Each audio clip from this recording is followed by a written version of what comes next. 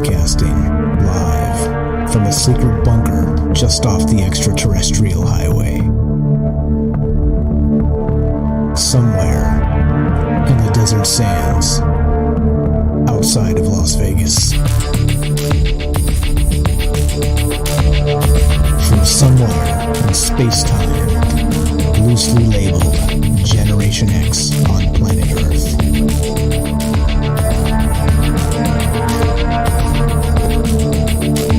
And asking questions of you in earnest into the digital darkness. Good evening and welcome to Troubled Minds Radio. I'm your host, Michael Strange, and I'm here tonight with my good friend and a good friend of the show, Axel Steele, and we'd like to say hello to all of you who may also have troubled minds. What's going on, guys? Sorry about that hiccup. I think it was streaming to Twitch is what happened, so it was not working, but now we're good. Everything's fine. Thanks for letting me know. I wonder why nobody was in the chat answering back when I was talking. Well, the only one that heard me was Axel, so well, there we go. I got a witness that he was here that I was actually talking. In any case, look, this is a show where we get together and talk about all the things we're not allowed to talk about, guys. We do it Monday, Tuesday, Wednesday, Thursday at 7 p.m. Pacific. And what are those things we're not allowed to talk about? You know what they are. Aliens, conspiracy, the paranormal, the government, academia, the 24-hour news cycle, propaganda, and the general feeling that we live in the upside down. And of course, what we're doing tonight, as you know, we are a good friend here, Axel Steele, with us. We're talking about the Templars. That's right, the Knights Templar. You've heard of these guys, right? They're locked into so many conspiracies all over the world, and it intersects damn near everything. They've stolen every treasure, every famous treasure in antiquity, and hid it under some church in Scotland or something or other. I mean, this one goes deep, and there's so many conspiracies regarding this that we've never actually talked about this directly on this show, just sort of in periphery and some weird, well, this kind of was a thing and that kind of was a thing, and some people said this and some people said that type of stuff, but it's never really been like the topic of a conversation. So it's time. We got our ringer tonight, like I said, Axel Steele, history buff. If James is the paranormal expert of troubled minds, then Axel is the history expert of troubled minds. So let's say hi, and then we'll talk about where we're streaming all the rest of that. Axel Steele, welcome. Are you there, my friend? Test 1, 2. Always a pleasure, Michael. Hey, pleasure's mine. Pleasure's mine.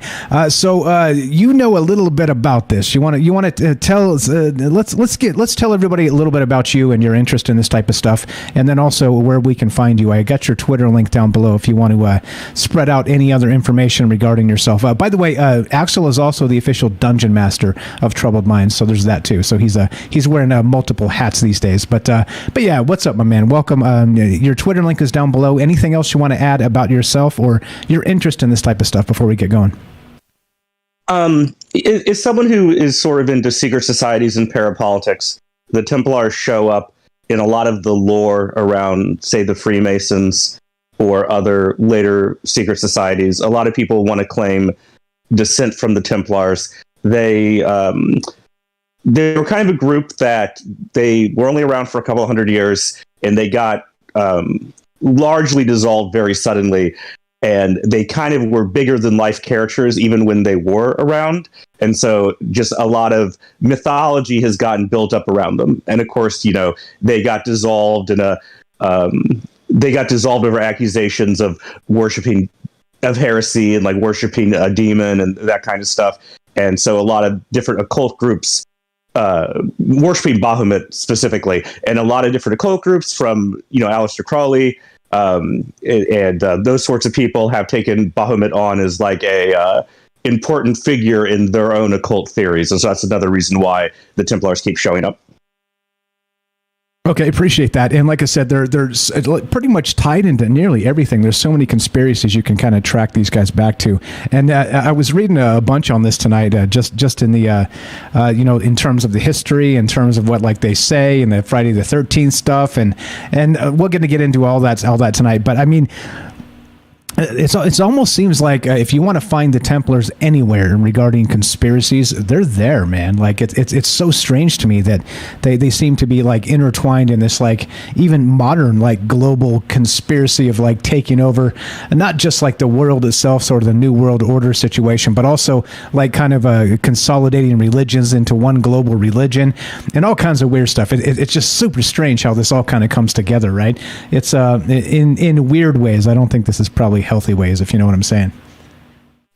No, yeah, I agree. I mean, there's the combining all religions into one religion is a weird thing to try and peg on the actual Knights Templars, who, heretics or not, were fiercely committed to Christianity alone. Basically, I mean, they were not very friendly to people of other religions. I mean, they were knights of a holy order that were involved in a 200-year-long war in the Levant.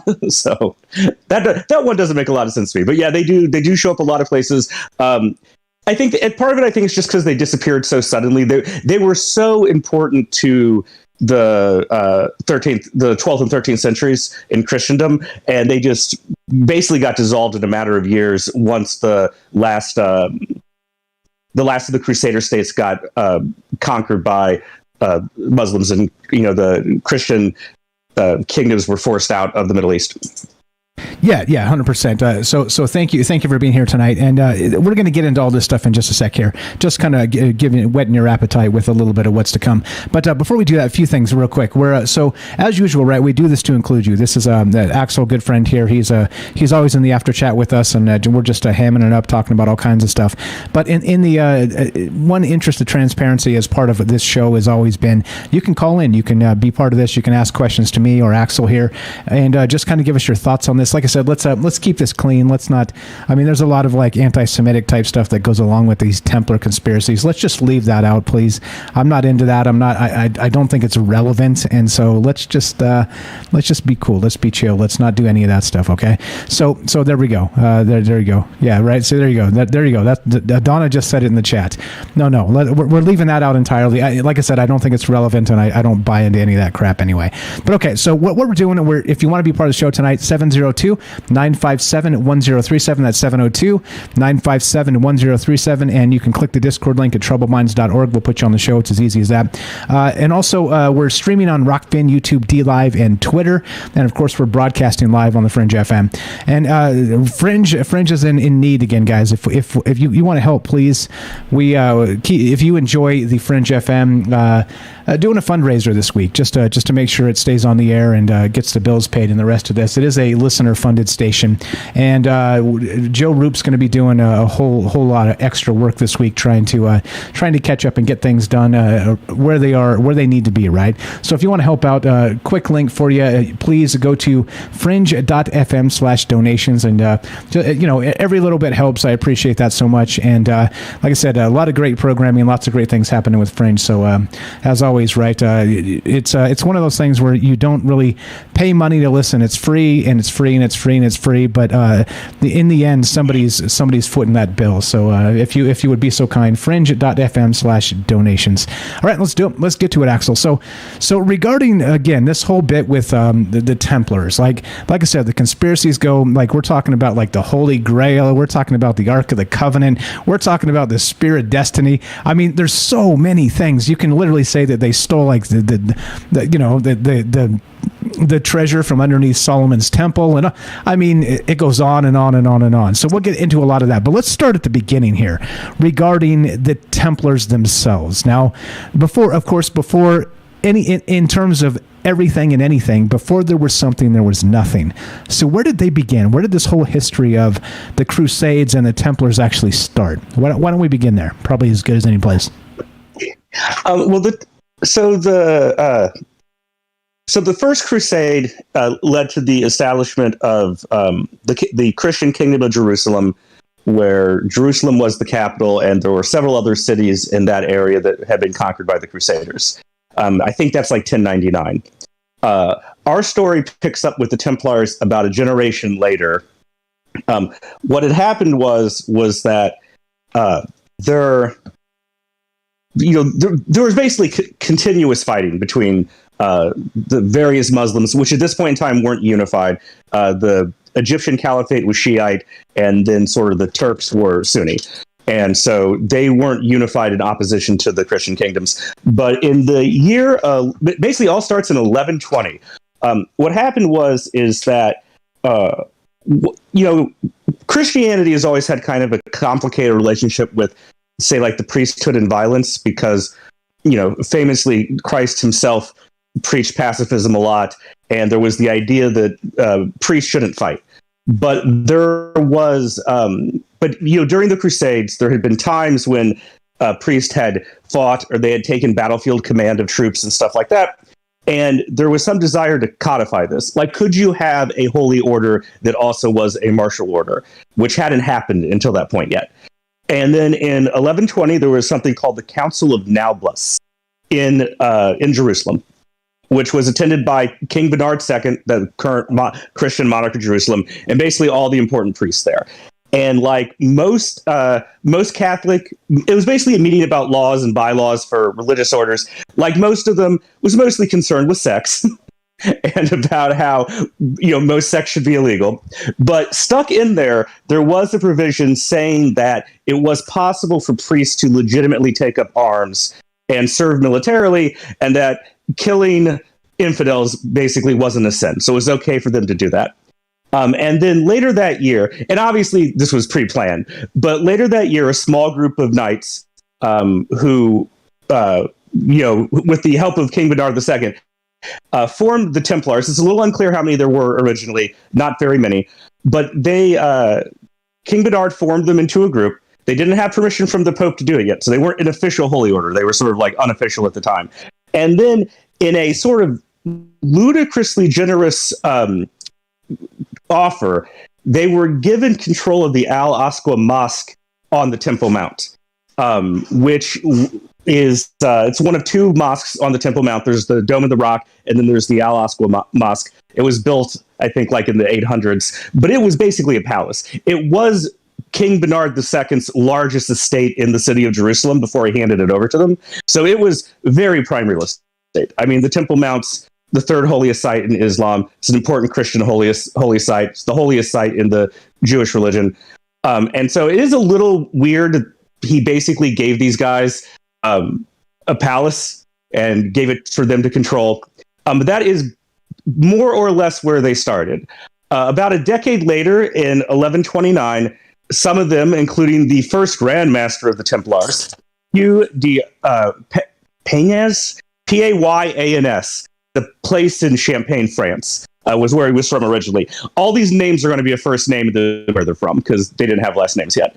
But he and some of the other Templars, and I think King Bernard too, they traveled to Europe. One of the main reasons for doing that is they wanted to get permission from the Pope to actually turn the Templars into a holy order, which they succeeded in doing in 1129, basically by recruiting a well-known theologian, Saint Bernard of not Bernard, sorry. Yeah, it is Bernard. Lots of Bernards here.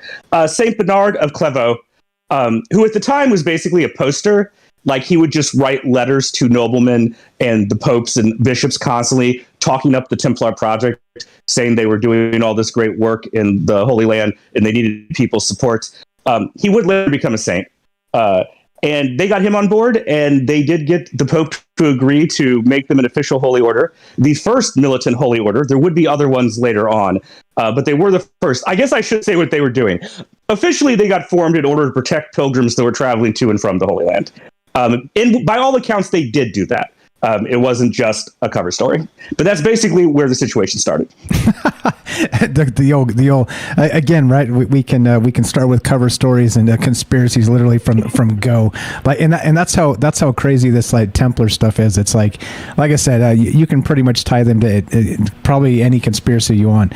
But okay, so that was the thing, and that's what I learned too in school and all the rest of that. That they were actually just sort of the protection force, because there was that pilgrimage to the Holy Land from Europe, and right, it was dangerous, right? Because clearly and obviously you have to take you can't just hop on a plane back then. You got to get like a wagon and the whole thing, and bring like whatever you're going to have with you, including food and money to trade with and all kind. I mean, you're like an easy target for bandits, right, from here to there. So it kind of tracks that something like that was necessary. Okay, I mean, just in those terms, you're the dungeon master, for crying out, Axel. I mean, what's more fun than bandits on the road, right? There are contemporaneous accounts of pilgrims that traveled to the Holy Land around this time, and yeah, there were constant problems with raids and bandits. The roads weren't very safe. The land was pretty inhospitable to people who weren't native to there from Europe, and doing pilgrimages was very trendy. I mean, it was a very big thing. Doing pilgrimages was a way to atone for your sins. It was, I guess, also what else are you going to do? It's the 1100s. But it was also big. It was also a big moneymaker for the places in the Holy Land. I want to correct one thing. Sorry, the King of Jerusalem isn't another Bernard. It's a guy. It was Baldwin. It's just too many B names for me. So King Baldwin II was the King of Jerusalem at the time. But yeah, it was a big moneymaker, and the Templars. They really caught on very quickly. They had Saint Bernard was a well-respected theologian and had the ear of a lot of monarchs and stuff. But also, the thing was that at this time, the Crusades were still very popular. I mean, a second one's going to get started in a couple years, for that matter. And the Templars found it very easy to raise money because you personally, if you're a rich guy, if you're a nobleman in France and England and Spain, you probably don't want to travel to Jerusalem yourself to fight.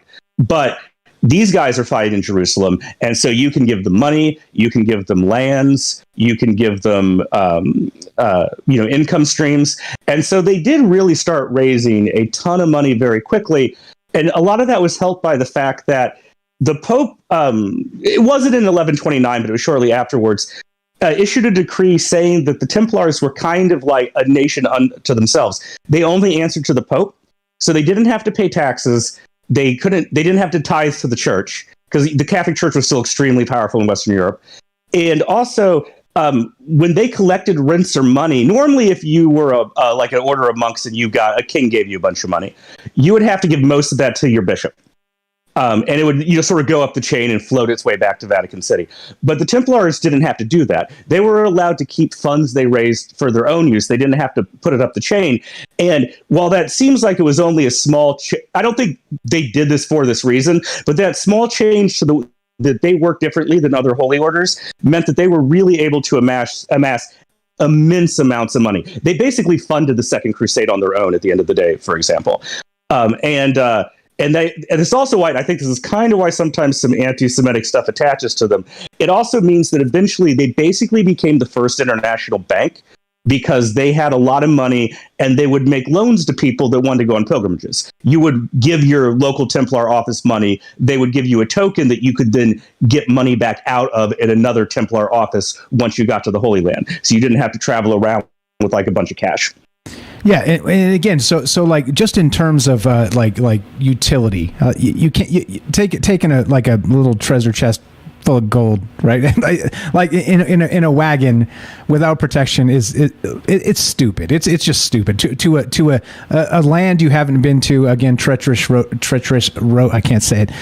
Say treacherous roads 3 times fast. But I mean that's the thing, right? So there's utility here, but you cannot create some sort of like early banking system without immense wealth because you got to be able to cover on both ends whatever people want to travel with, right? So, and that's part of where this conspiracy kind of happens as well, regarding the Templars and their treasures and that whole Temple of Solomon and the Ark of the Covenant and the Holy Grail and good God, like whatever treasure you want to attach to them. Like I said, they've been attached to pilfering all of that, or let's say coming into wealth sort of let's say unnaturally, unexpectedly, right? Because you don't just simply snap your fingers and you're mega wealthy, super rich.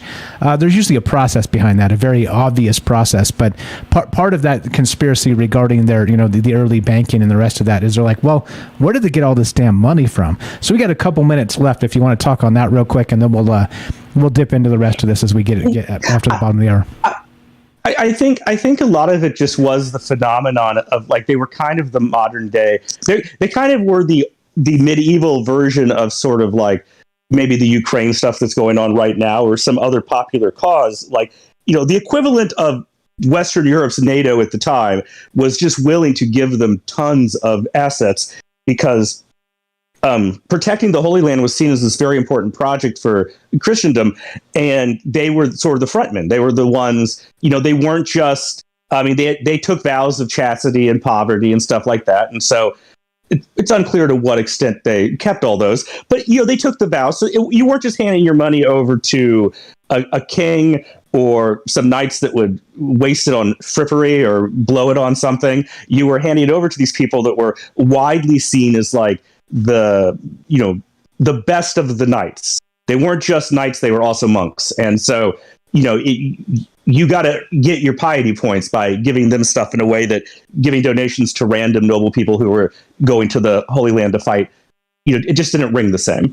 They were like a charity with a very good PR, basically.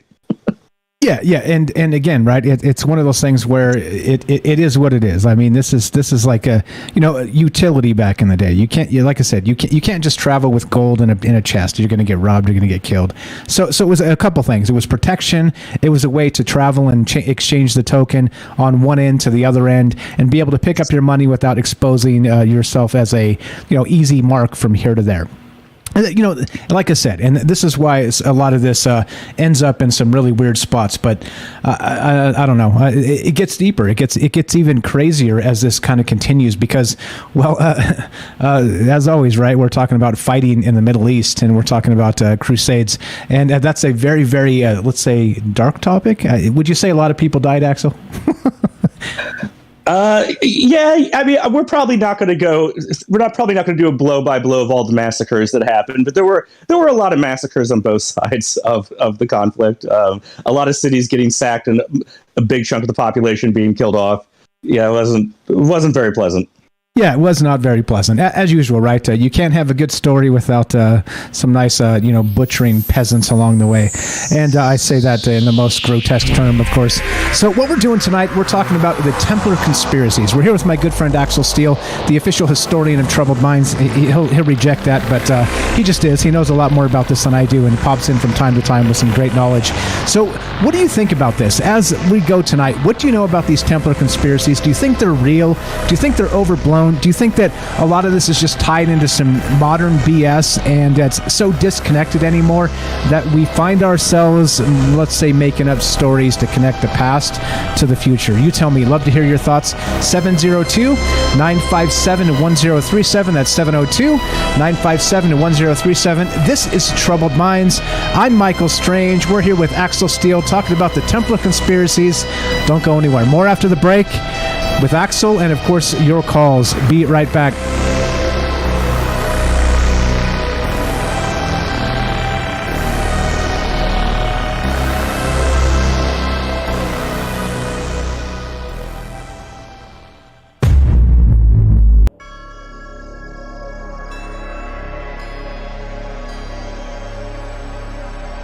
Welcome back to Troubled Minds. I'm your host, Michael Strange, and we are streaming on Rockfin, YouTube, DLive, and Twitter, and we are broadcasting live on the Fringe FM. Tonight, we're talking about the conspiracies, the history, and the drama, the international deep time drama of the Templar Conspiracies. What do you know about this?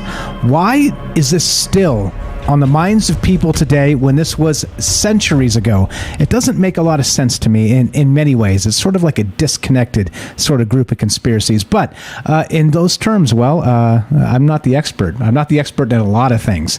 And so that's why I think these discussions are super important to get together and find out what, not just what you know about it, but what you may know that we don't know. Like I said, please let's not disparage any religions or any of the rest of that, any groups of people. That's not why we're doing this. We're doing this in sort of the larger conspiracy terms. So what do you know about the Templars? What do you know about those conspiracies associated? And please, let's keep it clean. 702-957-1037. That's 702-957-1037. Real quick, too, before we get going, please, if you enjoy programming on the Fringe FM, looking for some scratch to keep the Fringe on the air. If you could spare a few bucks or even spread the word and kind of let individuals know that just a few bucks goes a long way. Fringe.fm/donations, and please give what you can. Appreciate that very much. And let's get back to Axel Steele. Test 1 2. Are you there, my friend? Oh, I'm here. Right on. Chilling. How's that wine? How's the maybe juice? It's fine. It's fine. I got a little myself. It's all good. All right. So where were we regarding? Okay. So we got this. The basic. This is the part of the history that most people know, right? We're talking about the early Crusades. We're talking about the formation of the Knights Templar as not just sort of a military service to guard pilgrimage from Europe to the Levant and the Holy Land, but also a sort of maybe the first international banking system with, as you described, kind of cashing in, getting a token. Handing your money over and then retrieving your money on the other side after the dangerous journey has commenced. So that's the obvious part here. But then also, like I said, these conspiracies get deep and wild because you can connect it to anything conspiracy-wise. Again, like I said, Ark of the Covenant, the whole Spear of Destiny, all the rest of this. But let's get back to where we left off with you. Let's whatever do you want to say, my friend? All right. I suppose I should describe the way the Templars were structured just a little bit. So when we think of the Templars, we think of the guys in the chainmail with the white tabards that has the red cross on it, right?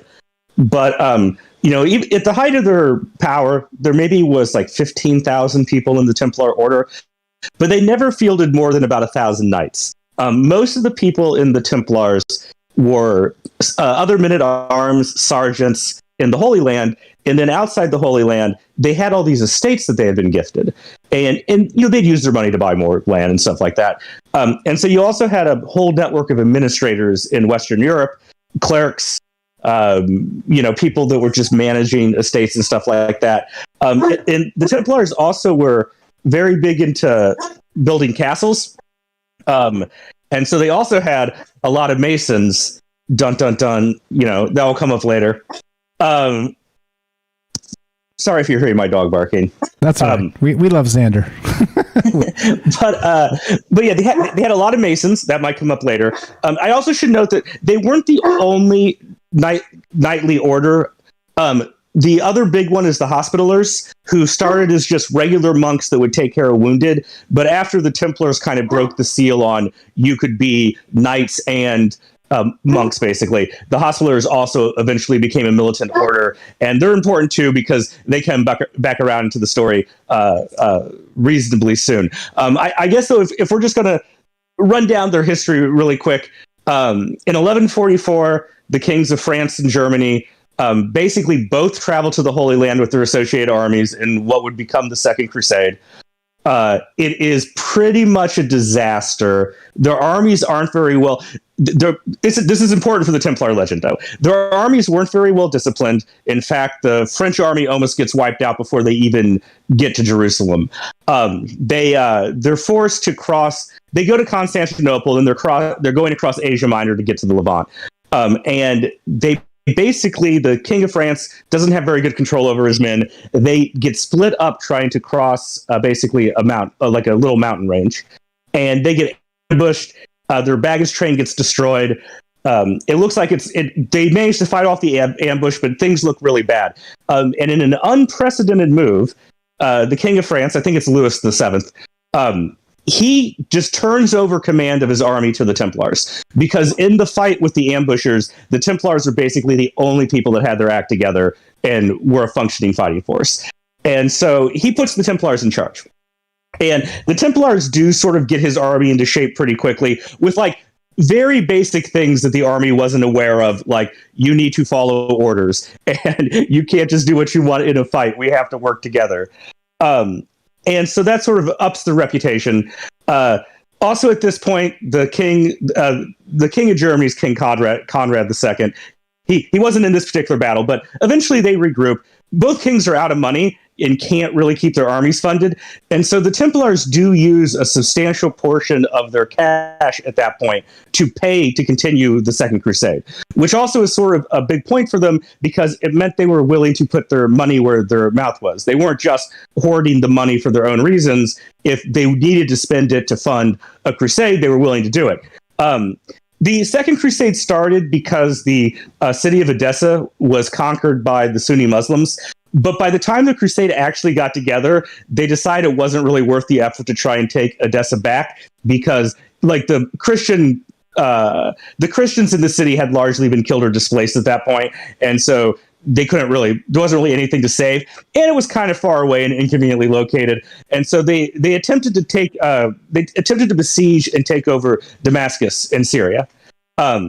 This attempt fails. It's basically a huge disaster. The Second Crusade doesn't really go anywhere, but it did give the Templars their reputation for being the best fighters. People would call them the Franks, just as a general term for like people from Western Europe. But it cemented them as being the best fighters that the Franks could put forward, and it cemented their reputation as really being willing to do what it says on the tin, so to speak. And the Second Crusade is also important because it didn't just happen in the Holy Land. There was actually also substantial fighting in Spain and what would become Portugal, because the Moors still controlled the southern and eastern parts of that country at that time. And this is important because it is a place where the Templars actually fought in Western Europe rather than just fighting in the Holy Land. And this will also become later on because when things go south for the Templars, Spain and Portugal were much less willing to go along with persecuting them because there had been a living history of the Templars fighting in those lands for the monarchies there. And so even when France turned on them, is what happens eventually, like Spain and Portugal weren't willing to do it. Yeah, we'll get to that too. That's that whole. This is why we were talking about doing this Templar show this past week. But I think we kind of stretched it to get it to Monday as close as Friday the 13th as possible. As you guys know, this past Friday was Friday the 13th. We don't do a Trouble Mind show on Friday. It's just sort of a quick news show. But it makes sense to try and get this as close to that as possible because that day, at least in legend, plays prominently in not just the Knights Templar legend, but their downfall as well. And we can talk about that parallel Order 6 execute Order 66, right? I think it was pretty much lifted from the Knights Templar Friday the 13th thing for that Star Wars bit. But okay, so what do you guys know about this? As we get into this, why do you think the Knights Templar are still on the minds of conspiracy-minded folks, and let's say even other people today? Why do you think people still talk about this? This is, again, we're going back to the First, the Second Crusades. We're talking about, not just sort of a security force for protection, but the first international banking system. What's actually happening with this? How come people are still fascinated today? What do you know about this? Why do you think it's still in the zeitgeist? And why, for instance, are we even talking about these guys? So what do you guys know? And I'd love to hear your thoughts. 702-957-1037. That's 702-957-1037. Click the Discord link at troubledminds.org. We'll put you on the show. It's as simple as that. Come talk to Axel, talk to myself. And so up to this point, Axel, do you think there's anything super nefarious regarding, let's say, the Knights Templar in their history? Do you think something happened that maybe stands out as, I don't know, some catalyst that sort of catapulted this conspiracy into the 21st century? Or do you think it's still innocuous to this point? Oh, I mean, I don't think it has to do with the Knight Templars specifically, but it is around the same time or after the Second Crusade. How familiar are you with, say, like the legend of the Fisher King, or Percival in the story of the Grail, because this is how basically the Holy Grail gets attached to them. Yeah, so I know a little bit about Percival and the Holy Grail. I don't know the Fisher King. So if you can brief us there. All right. I mean, it's this 12th century. So this is when the Templars are active. It's around this time. It was written in the late 12th century. It's a romance by a French writer, Crétin de Troyes. And it was extremely popular. He died before finishing it, and later authors added a bunch of stuff to it. But it's basically a story of it's a story that's attached to the Arthurian mythos. It's a story of the knight Percival. King Arthur sort of sends him out. He has quests and stuff. But one day he comes to a castle. It's ruled by a wounded king, and that's the guy that the Fisher King gets attached to. And the Fisher King has the Holy Grail, although it's actually not really a cup in that story. It's more like a serving dish. But still, that's like kind of the origin of the Holy Grail story. And also in the story, the king has a spear that is not named the Spear of Destiny, but is clearly supposed to be that. It is a spear that's mystically shedding blood because it was presumably supposed to be the spear that stabbed Christ.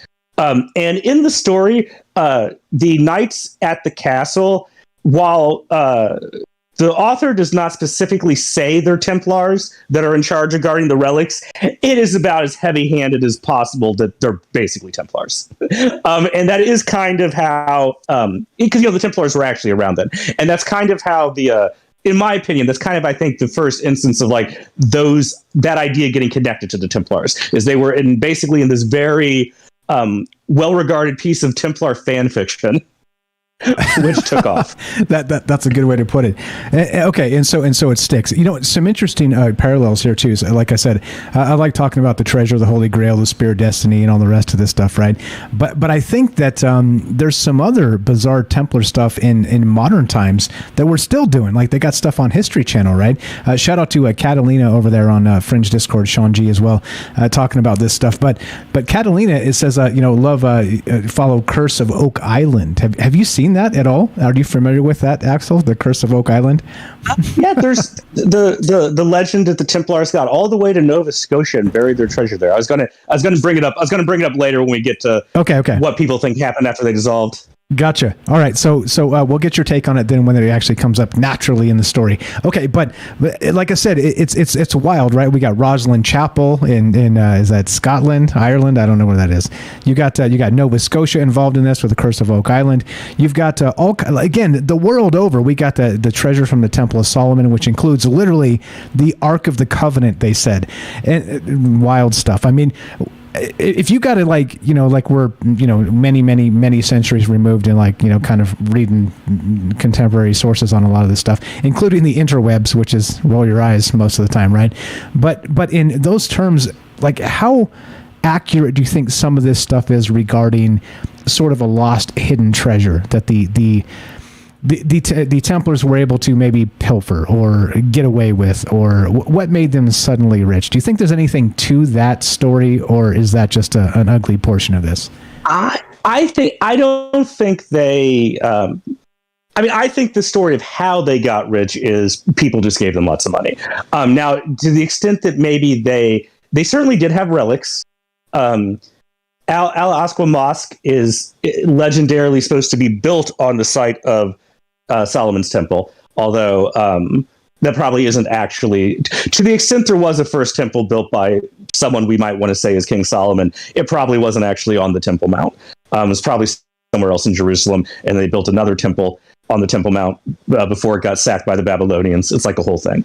But there is a question of to what extent did the Templars not get all their money confiscated by the church and the French government when it eventually fell apart. And I mean, my guess is we know they still did have a lot of money after those events. So, I mean, it's possible that they stashed a treasure somewhere. I don't think it's in Nova Scotia, to be honest with you. I don't think, I'm hard pressed to see how the boats of the early 14th century would have been capable of crossing the Atlantic Ocean. But, if the Oak Island Tourism Board gets some people to come up there for it, who am I to complain about it? Yeah, right. By the way, I'm really sorry. That's Scotland, not Ireland, the Rosalind Chapel. I know in some places, if you make that mistake, you'll get stabbed. So please forgive me. Okay, but all right. So maybe there was some shenanigans. You think people gave him lots of money? I mean, right? Doesn't it go back to good old fashioned capitalism in some sense? Hey, if you provide a service people want, people are going to give you lots of money, aren't they? Oh yeah, you also have the clergy of the Catholic Church telling everyone that the maintenance of the Christian kingdoms and the Holy Land is of great importance, and handing out indulgences and other things to get people to donate money. I mean, they did have a whole so the Catholic Church at this point in time. This is really before the era of like absolute monarchs in Europe. Like kings had pretty limited power outside their own lands, and so the Catholic Church was easily like the most powerful institution in Western Europe. And so if they told people to do something, they were pretty eager to do it. This kind of changes when we get towards the end of the Templar era. It's one of the reasons why they were vulnerable, because when you get to like the early 14th century, you start late 13th, early 14th century, you start having the development of like the monarchies of England and France becoming more centralized and the king becoming more powerful, and then maybe not being so happy with these kind of unaccountable knights owning a bunch of land, hanging out in their countries. Okay, so as always, right? It's complicated. I mean, we're talking about the church who, is notorious for being like super rich, pretty much forever, because people just send them a ton of money, and they always have, and they still do. I mean, they got their own private country for crying the f out loud, right? So I mean, it's complicated. It's always complicated. But regarding treasure, remains to be seen, I guess. I think we can say for sure that the Ark of the Covenant hasn't resurfaced. I think we can probably say that accurately. You know about how there's that church in Ethiopia that claims to have it. Yeah, definitely. So yeah, I don't know. I'm willing to believe it. Okay, all right. You can't get in there, but No, they won't let you see it. They won't let you see it. All right. So you're willing to believe it may actually be there for whatever reason. Yeah, it's kind of like how everyone knows the Holy Grail is in this church in southern Spain. Yeah, I can't remember the name. I can't remember the name of the church now. Oh, there is a church that probably has the most credible claim to having something that might be the Holy Grail that's in southern Spain. But and Pope, not the Pope Benedict, the last Pope, not the current one. He made some comment at a mass that they had brought that what might be the Holy Grail to the Vatican to be used in the mass, and he made some comment that was basically like, I can't say this is the Holy Grail, but hey, yeah, there's nothing greater than a mystery, especially regarding the Holy Grail. I mean, look, we got Indiana Jones found the Holy Grail, right? We got Percival and the Holy Grail. I mean, there's a whole lot of this goes back a long ways, and it's in the zeitgeist. I mean, this is one of those things where people are super fascinated with these, iconic religious artifacts. I mean, why not? I'm not even a religious guy, but I think this stuff is fascinating as hell. What happened to this stuff? But I mean, we're talking about things that break, things that get melted, things that may have been super important at some time but not another time. You know what I mean? It's like, hey, if it got trampled into dust at some point, I'm perfectly willing to believe that as well. But what are you guys willing to believe regarding not just again the Templars? We're talking about those conspiracies. Again, please, we're not going to crap on Christianity or Muslims or Jews or anything in between, right? We're not doing this tonight. We're not doing this anytime on Troubled Minds. So leave that out of it. But think in terms of, right, and I say that because a lot of this ugliness is kind of connected in some ways, and you start talking like this and you kind of bring out the worst in people sometimes. So look, what do you believe regarding this? Like I said, why is it still here? If you got to make one call, okay, so we're going to get to the Masons coming up, of course, right? But do you think that at some point, why are we still fascinated, Axel? Like, I love history and I love these ideas of the Crusades and, again, massacres and all the rest of that, right? Who doesn't love a good, have fun storming the castle story? But in terms of why, for instance, why are we talking about them tonight? Well, if you got to give me one theory on that, why does this still stick? Why does anybody care? I mean, I do think the history is good, and there's a lot of sort of romance in romance in a Hugh Grant movie, but romance in the sort of 18th century romantic tradition here. I mean, you have a lot of bigger, larger than life characters and institutions. You have the Templars, you have Saladin, you have Richard the Lionheart, you have the Assassins, who are all going to show up here in a minute before you're all going to show up in the story very quickly. So yeah, there's a lot of like exciting characters and exciting stuff that happens.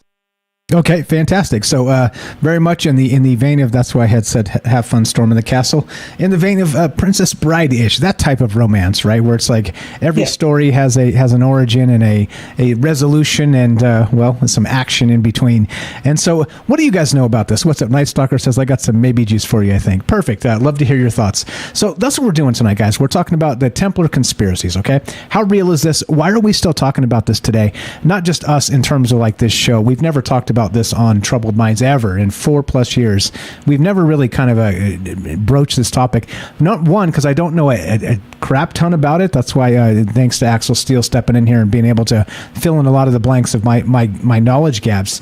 But then also, like, I kind of know a lot more of the pop culture type stuff, and it still confuses me. I do like the romance and the, like the swords and the swashbuckling action, but I mean, in reality, that's just, people butchering each other. so that makes it less fun once you grow up a little bit and know what's really going on. So what are your thoughts on this? Why are we still talking about this in the 21st century? And what is happening with the Templars? Do you think they actually maybe faded away, or do you think they maybe morphed into something else? What do you know about this? Do you think they found any secret treasures? I think Lily in the chat said, I can guess maybe they were tomb robbers at some point, and maybe that's how they got this type of wealth. I don't know. What do you believe regarding this? What have you heard? Comment on that, Axel. We got about 30 seconds. I mean, they did end up with a bunch of saint relics at one point in time.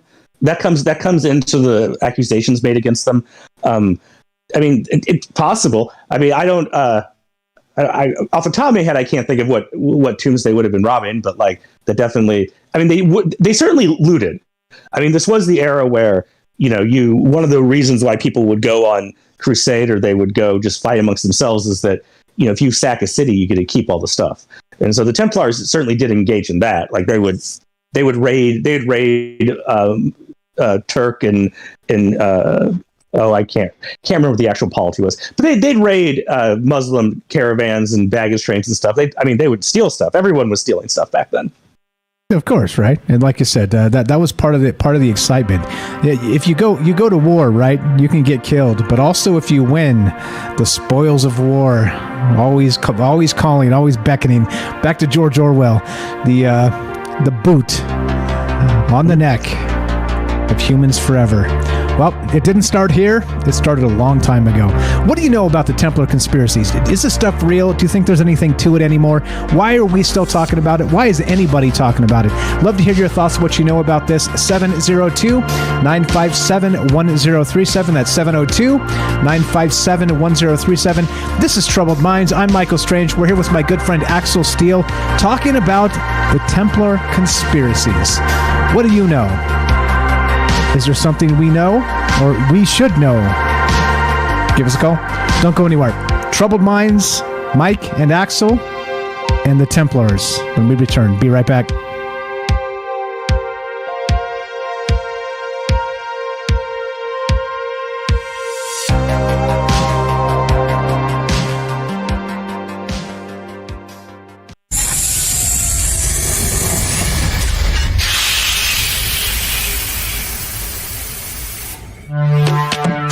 We are talking about the alien abduction phenomenon. Aliens.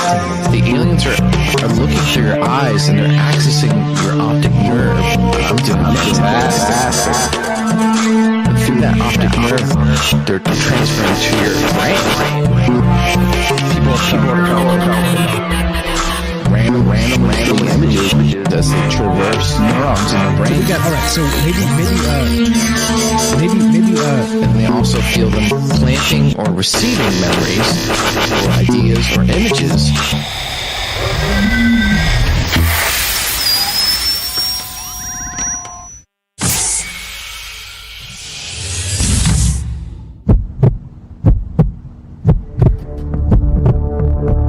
Broadcasting live from a secret bunker just off the extraterrestrial highway.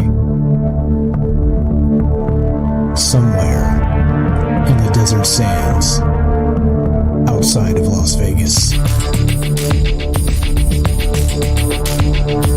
From somewhere in space-time, loosely labeled Generation X on planet Earth.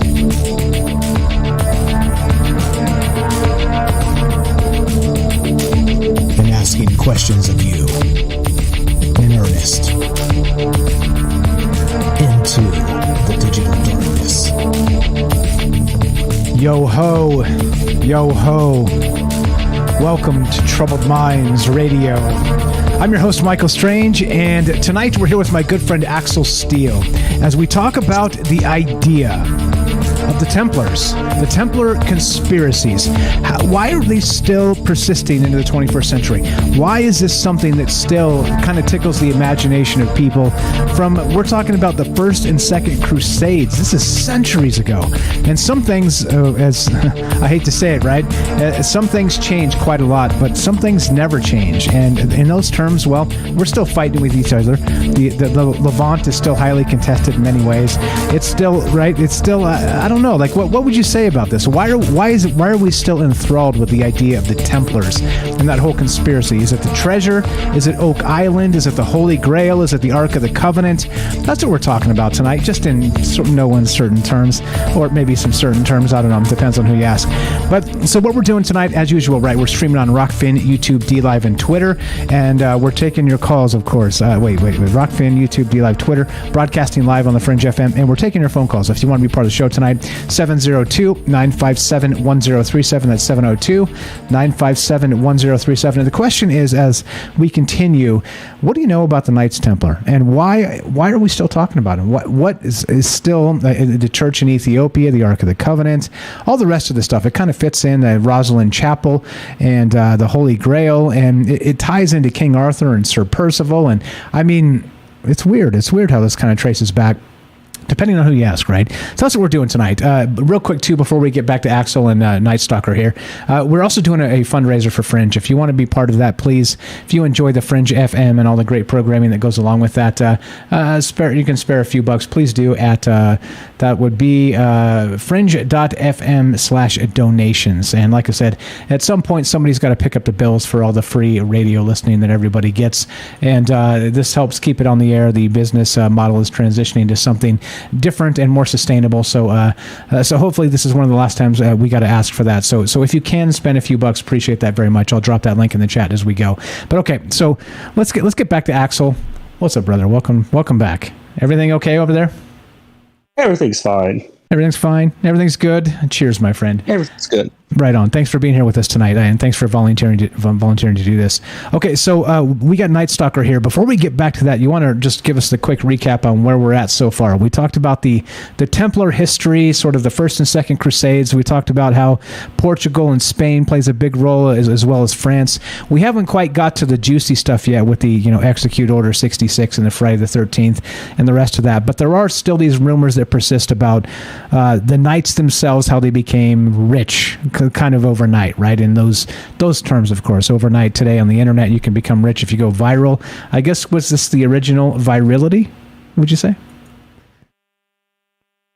I mean, at some level, yeah, it was. At this point, we're after the Second Crusade. The Knights have been around for about 30 years at this point. But yeah, early on, they really caught on fast. A lot of people got very into their story very quickly when we're willing to subscribe to their podcast. Yeah, right. Just smash that subscribe button. Okay. So then they're doing their thing, and we'll get to the rest of this as we go. But anything you want to crack in here before we get to the Night Stalker? No, let's get Night Stalker on here. Let's do it. All right. Looking to hear your thoughts on this, guys. What do you know about the Templar conspiracies? How real is this? And do you think that there's still a reason? Why are we still talking about this today? 702-957-1037. Click the Discord link at Troubled Minds. Just like this. Derek in Massachusetts. Welcome to Troubled Minds, the Night Stalker. How are you, my friend? Hey, Mike. Hey, Axel. Hey, Xander. What's going on, you guys? What's up, man? How are you? Chilling, doing our thing, man. Talking about crazy stuff by dark of night. You know us. What do you know about this? You did bring up the Rosalind Chapel, the Rose Lions. I'm not going to force you into that. You start wherever you want to start. I'm sure you got some good stuff for us. I want to fill up you guys' holy grails with some maybe juice tonight. You know? I wanted to give Axel the first hour to really give us the history lesson on it, because that was a amazing job, Axel. You absolutely crushed that the first hour. It's nice to learn stuff, you know. It's nice the maybe juice is fun, but it's nice to get some history, you know. It's fun for me. You're very kind. But now I'm going to take it off the rails real quick. So let's do it. This is purely just maybe just stuff talking. I'm going to butcher some this is my interpretation of definitions. I'm not going to use like the actual. You'll see what I mean. But all right. So the idea of what's their hidden treasure, kind of like how did they get rich all of a sudden? Who are these guys? Like what do they know? And I think they know some wild stuff. And like for example, there's a comic I read a couple years ago. I mentioned it in the chat, but it's called Knights Templar, about like time traveling, like reincarnating Knights Templar. That secretly they have this knowledge of like reincarnation and time travel stuff, so they're popping throughout history and through different generations, kind of guiding humanity that way. And apparently there's like an actual book, Rosalind, Guardian of the Secrets of the Holy Grail by Tim Wallace Murphy and Marilyn Hopkins, where apparently they talk about Sir William St. Clair gaining the spiritual ability to look backward and forwards through time and foresee the dramatic change in human consciousness, when human thinking would gain a new objective to gain mystery over nature itself. The St. Clairs are all wrapped up in the Templar mysteries and all that kind of stuff, which is kind of weird that I didn't realize that until 15 minutes ago, that there was actual some type of possible time travel, weird, seeing the future, seeing the past type connection with the Templars. But that's not where I'm going with it. I'm thinking, my theory, I love the idea of the ley line portal grid, and one of the terms for this ley lines, like the ley line grid or ley lines in general, there's like rose lines. Shout out River, shout out James for dragon lines. There's like serpent lines, but like rose lines. So I think rose line is a connection there. But Templar lines, Templar meridians is a big one. There's a book about Templar meridians that really gets deep into the idea of the grid and really like maps out the grid. And if you search ley line maps online, like the one that has all the lines labeled is most likely, and it's like the multicolored one that has all the circles and sacred geometry shapes in it. Chances are that's from that book. But essentially, the knowledge that they have is the knowledge of this naturally existing connection of ley lines, like how the grid actually is shaped, how these lines connect, where these portal spots are, and the way they acquired their influence and their wealth is being able to travel. So I think this naturally existing grid exists on the planet, but also throughout the cosmos. It weaves the entire cosmos together. So you can hop from planet to planet, Stargate style, but you can also hop from here to where you guys are. And they're traveling, you can do it like just on the planet. So imagine having the ability to travel from here to the Far East, to South America, to the New World, yada yada, 1,000 years before people had ships, or just during a time when all they had was ships. And that's a massive advantage. An advantage that would basically create the first breakaway civilization, pretty much. A civilization, it would create the first group of like super powerful, at least basically create a new civilization of people who have access to the entire world's resources instantly. And I think that's basically what the deal is. And yeah, what do you think about that? Just for starters, just like my thoughts real quick.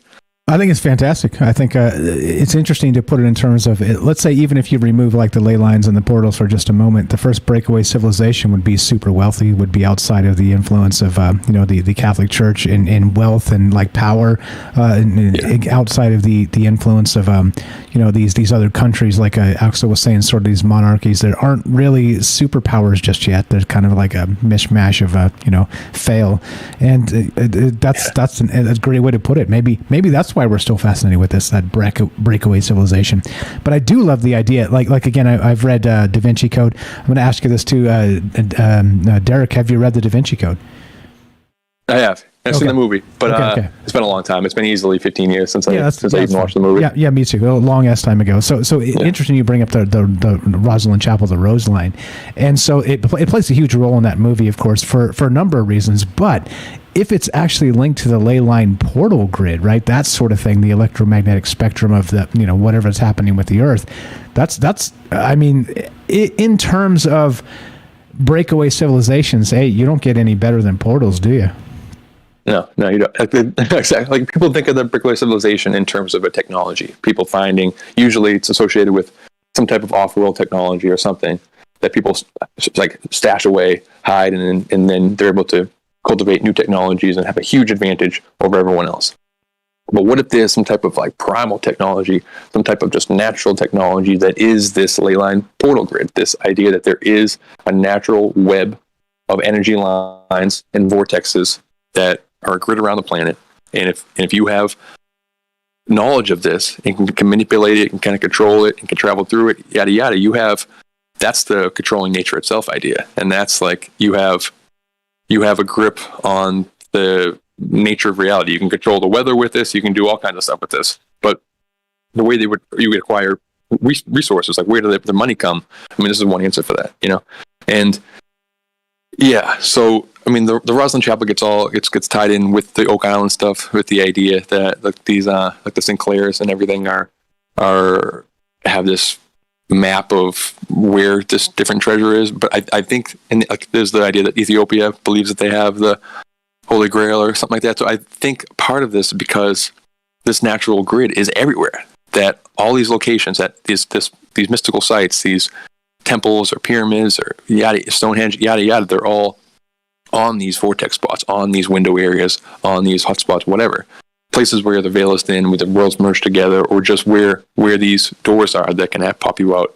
If you know, I don't know, it would require a long time to have that knowledge, but this is information that shamanic cultures would have throughout history. This is the most important thing. People wouldn't be noticing this forever, so all you would need to do is kind of just have that information, and then just kind of take it outside of the collective, so the masses don't know it, and then you just have you're then controlling the world.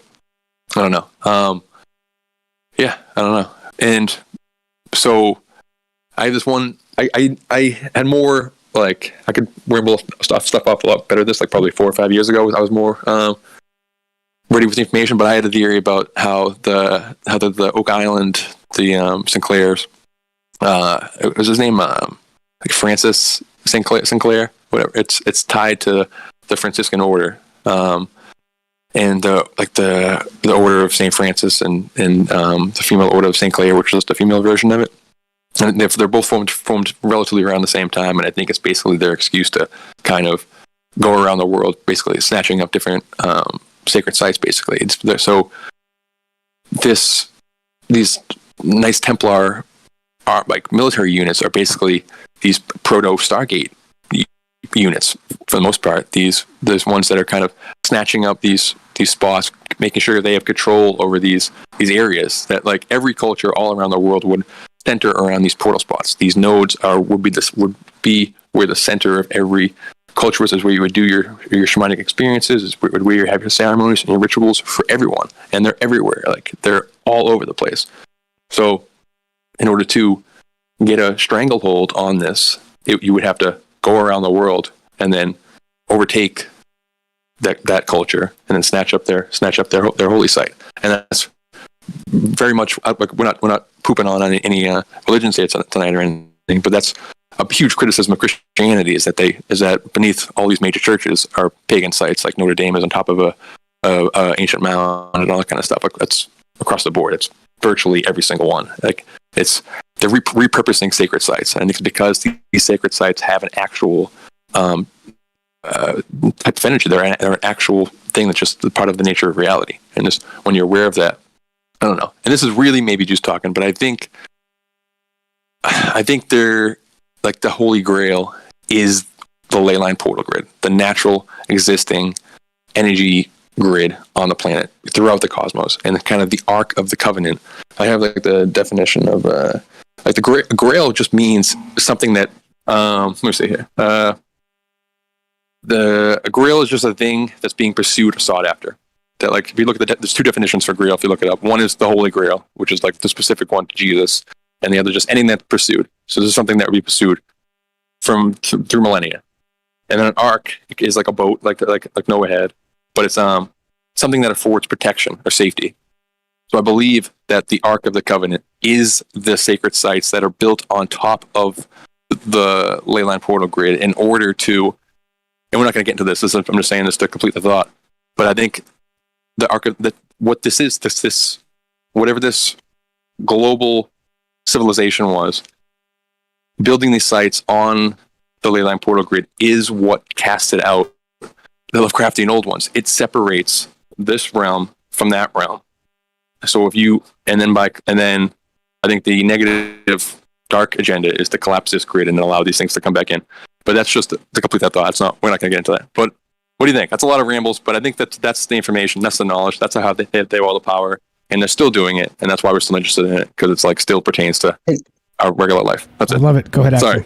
What are your thoughts, Axel, on the breakaway civilization and the portals and all the rest? Go ahead. Oh, I don't know. I was just going to say that the Franciscan monks in the Order of St. Clair were formed around this time. They were I think 1209 and 1212 AD. So in terms of timeline, it matches up that they post-date the Templars, but they're in this era where all this stuff was still happening. I guess I'd just be like, if it was, I mean, where would they have gone through? I mean, the leyline portals. I mean, where are they gone physically? They just go to other places. You can use it to get to other realms. You can use it to get to other planets. But it goes to, I can go from here to California. I can go from here to South America. It works locally too, so just the ability to travel alone. I mean, obviously portals is woo stuff talking, but just the concept of having a quicker form of travel is such a massive advantage. And you could have control over the entire wealth of the entire planet if you had instant access to the entire planet. Again, this is crazy talk. Obviously, this is dumb, and I took it off the rails. I'm sorry, but these are my Templar thoughts. Not perfect. This is Troubled Minds. This is exactly why we do this. As you guys know, these conversations non-linear, open-ended, and let's take it wherever we want to take it. Because of course, as was said in the chat recently, and I love it, we go a little more wide than deep, and that's okay. That's okay to consider all the things. But I think in those terms, right? Like, the leyline portal grid, NASA has confirmed that's actually a thing. They said there's actually portals sort of tucked into the magnetic field. In terms how that actually works, nobody exactly knows. One example I can give. Go ahead. So again, I was like super. This was like one of my first major actual research investigations, like one where I'm not just regurgitating podcasts and stuff. I'm like, if I was going to write a book, it'd be about this 5 years ago. I've kind of moved on a little bit, but they're in this Templar Meridian book, for example, they have a line that's labeled the Arcadia ley line. So if you kind of search that, that's a term that you might be able to find it.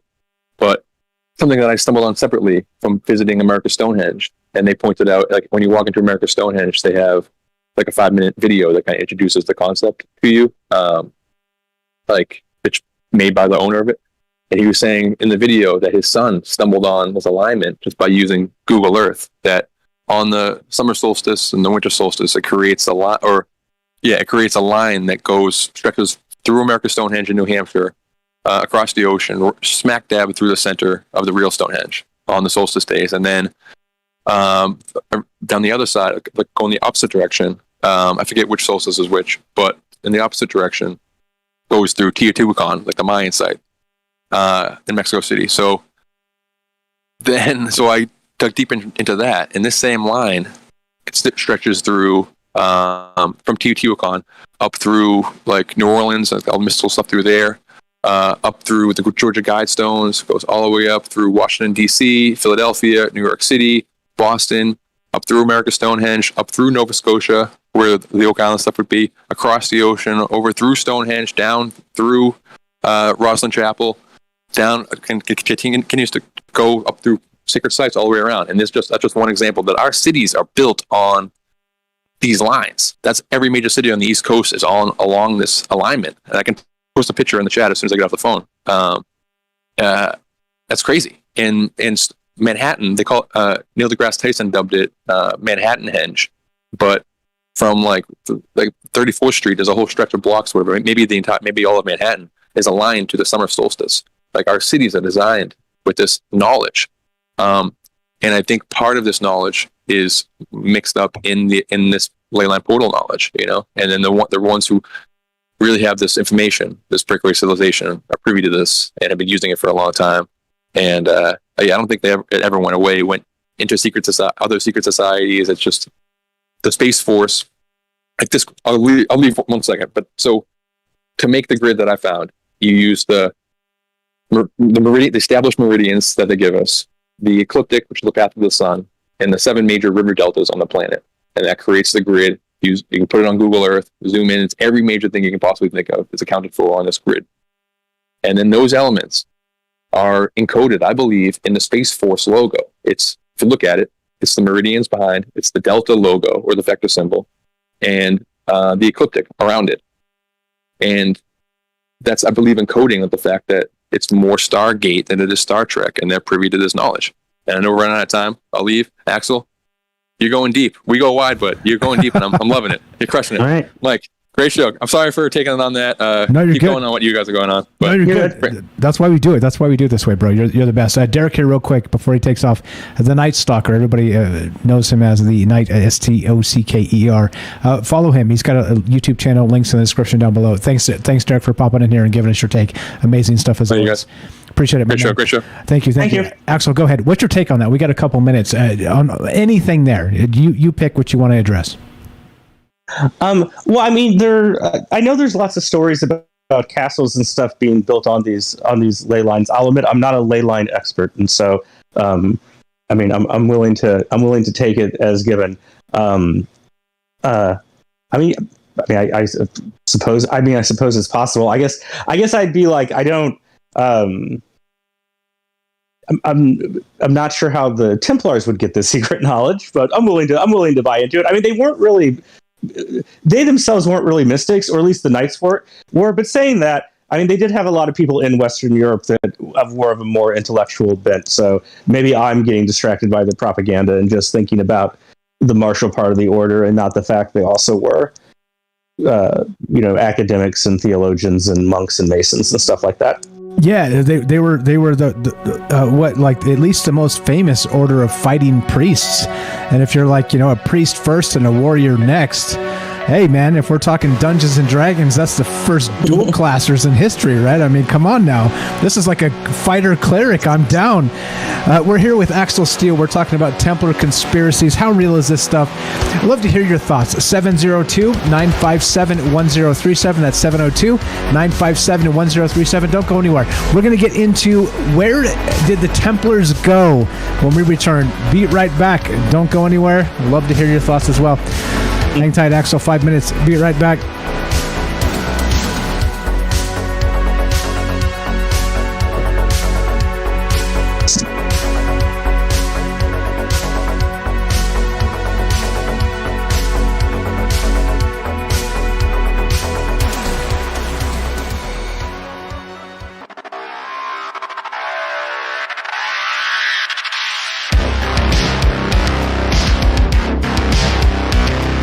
Welcome back to Troubled Minds. I'm your host, Michael Strange, and we are streaming on Rockfin, YouTube, DLive, and Twitter.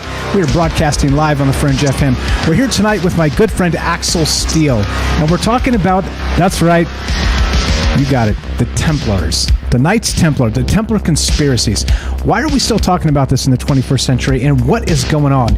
Again, we had some great insight there from the Night Stalker. Do you think they were the first breakaway civilization, or do you think it's more or less complicated than that? Love to hear your thoughts on this. Please don't crap on religions. We don't do that here. We ain't doing that. We're not talking about that. Love to hear your thoughts. 702-957-1037. That's 702-957-1037. We'll put you on the show. It's as easy as that. Real quick too, we're if you enjoy the Fringe FM, we're doing a fundraiser this week, and to keep the station on the air, it is listener funded. And please, fringe.fm/ oh my goodness, I'm gonna say this wrong. Let me double check myself before I break this. Fringe.fm/donations. Please, every dollar helps, and it does keep the Fringe on the air. So I appreciate that very much. Thank you for considering that. Thanks for enjoying the work that we do here. Not myself, yes included, but also all the other amazing stuff that happens on Fringe FM. Axel Steele, welcome back to Troubled Minds. What's up, brother? Everything's good.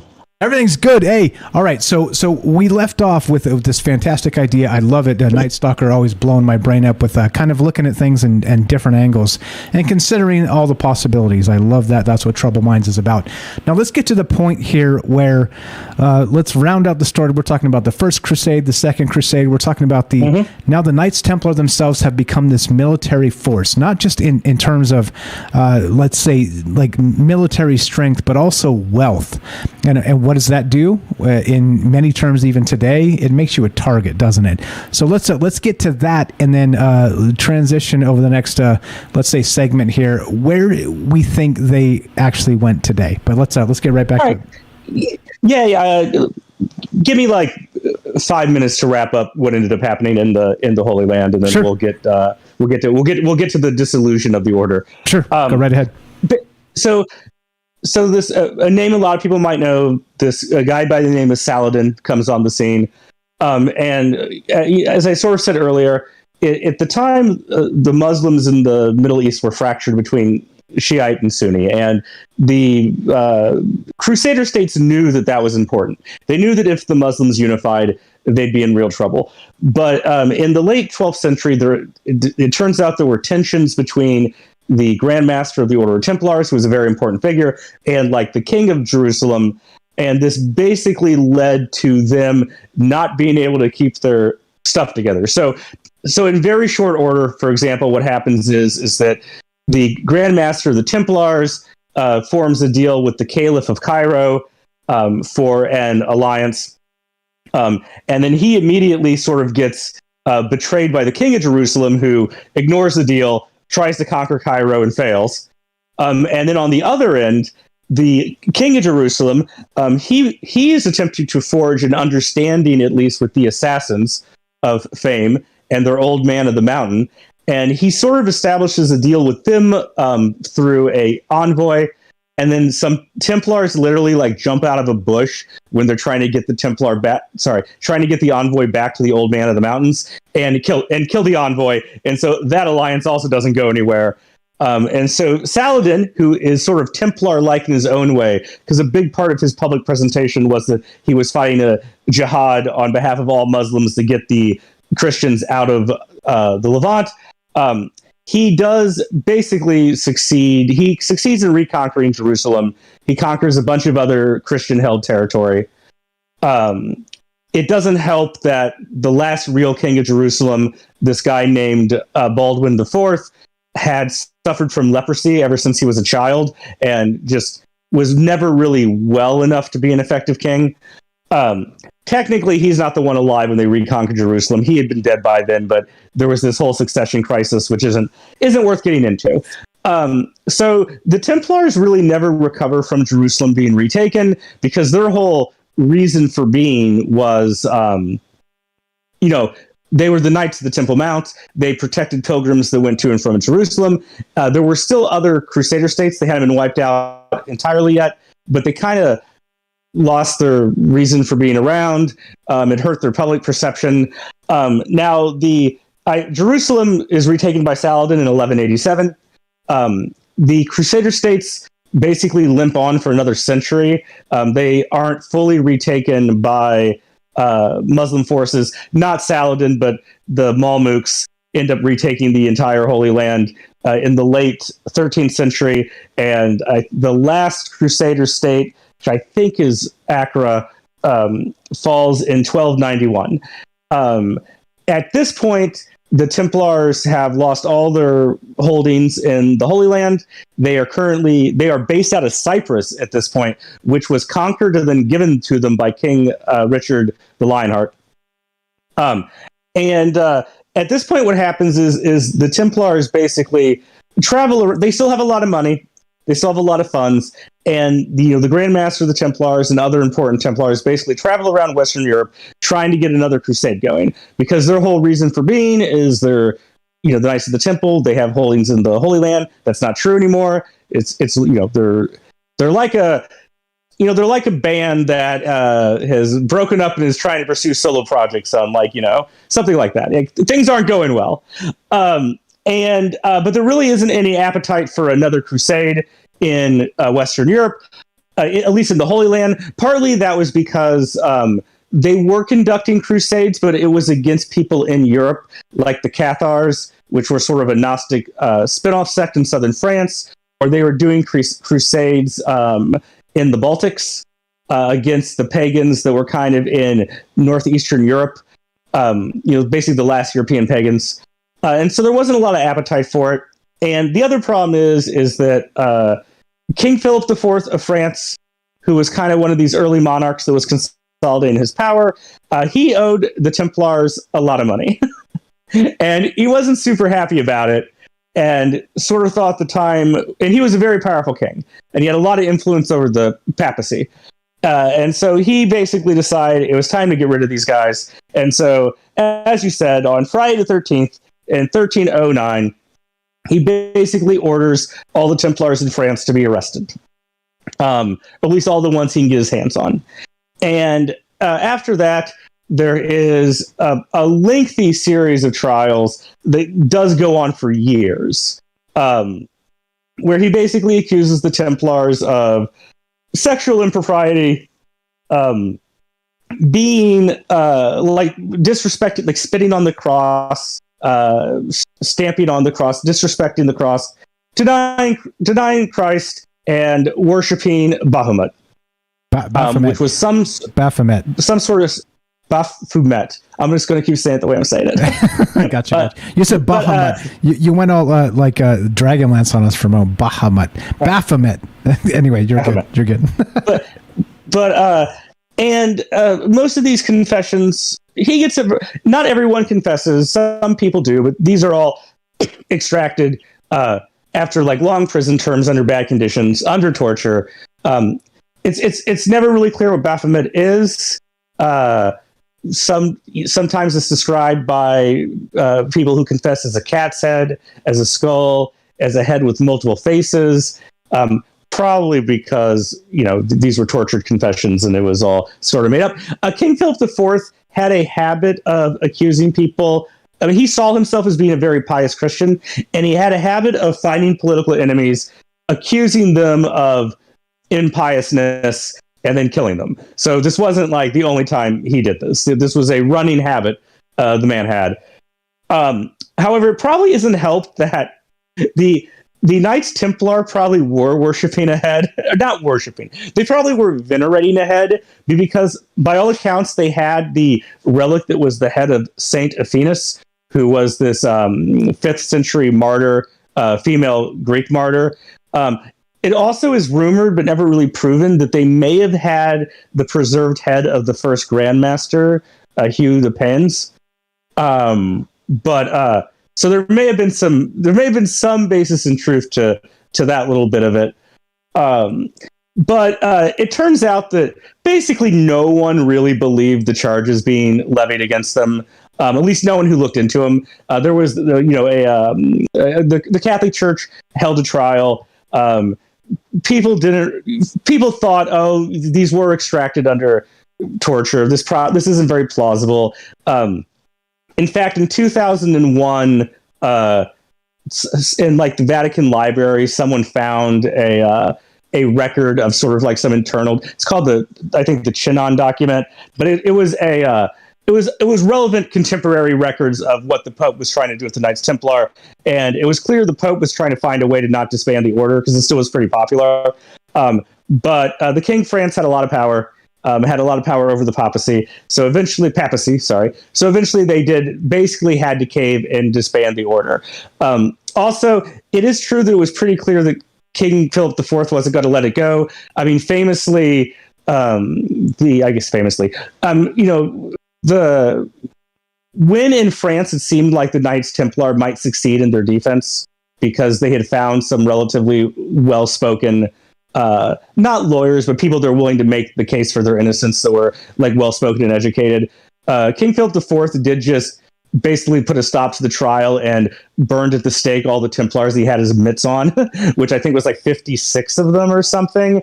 And that basically made the people that were trying to defend the Templars in France give up because it was clear the king wasn't going to let it go, and he was more than willing to kill people to make it happen. And but before that, notably before that, so they, again, back to that Order 66 Star Wars, it was clearly based on that idea that there was a conspiracy to capture, in this case, the Templar Order is sort of akin to the Jedi, if you guys are familiar with the Star Wars universe. And Order 66 was that Friday the 13th, these secret messages that went out all over Europe that was basically like, hey, these guys are heretics. These guys are worshiping demons and all this other stuff, like accusations galore. And on this moment, on this particular day, arrest them all, because this is what's going on. But so I want to mention that to clarify those terms for people that don't know. But then also, like I said, they whoever they had left, they just burned them at the stake. But before that, there was a crap ton of torture. They were torturing the crap out of these people, trying to get them to confess, as was the thing of the day, right? So if you couldn't get them to confess by saying you did it, didn't you do it? They're like, nah. Then you're like, all right, let's cut off the tip of your finger and see if you confess now, right? Yeah, a lot of them had been in prison were in prison for years before. Maybe not years and years, but we're like in prison for a year or 2 years before the trials even happened. So a lot of the Templars, when the trials came, the religious trials came around, the Inquisition, so to speak, came around on them, they'd been in prison for years. They were in very bad shape. A lot of them had died in prison. For the most part, the sort of Order 66 thing was just France. King Philip, the force power was a little bit limited, but he did basically grab all the ones he get his hands on in France. That was always sort of the heart of Templar country. Their first Grandmaster was French. France was the largest sort of unified country through this period, had the most money. And so it was definitely a big blow to them. King Philip IV convinces the Pope to disband the order in 1312. And then what happens kind of varies from country to country. In France, they're basically all killed or driven out. In northern Italy, which is pretty close to France, basically the same thing happens, kind of for local reasons. The Germans basically didn't care about it, and so didn't really persecute them. They were on pretty good terms with the English monarch. This is in England. This is in the period where Scotland temporarily breaks away, and it doesn't happen yet, but it happened shortly after the Templars dissolved. We'll get back to that because there's always been legends that they ended up in Scotland. But the English king was on pretty good terms with the Templar. Didn't believe any of the accusations, but then it turns out that like one of his best friends and possible lover got captured by the French because they were warring with the French over this entire time. And so he basically sells out the Templars to get his friend back. So he also ended up persecuting them. And as I said earlier, they were very popular in Spain and Portugal. So the Spanish government was pretty much unwilling to actually persecute anyone, although they agreed to disband the order. I'm going to leave Portugal aside for 1 second, just to say that what happened when they got disbanded is that some of them got convicted of heresies and so maybe got imprisoned or had a penance or executed.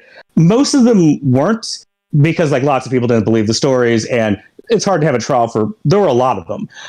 But their order got dissolved and mostly combined with the Hospitallers. So Templars sort of forcefully, their order ended and then they would become members of the Hospitaller order, which also was a martial order.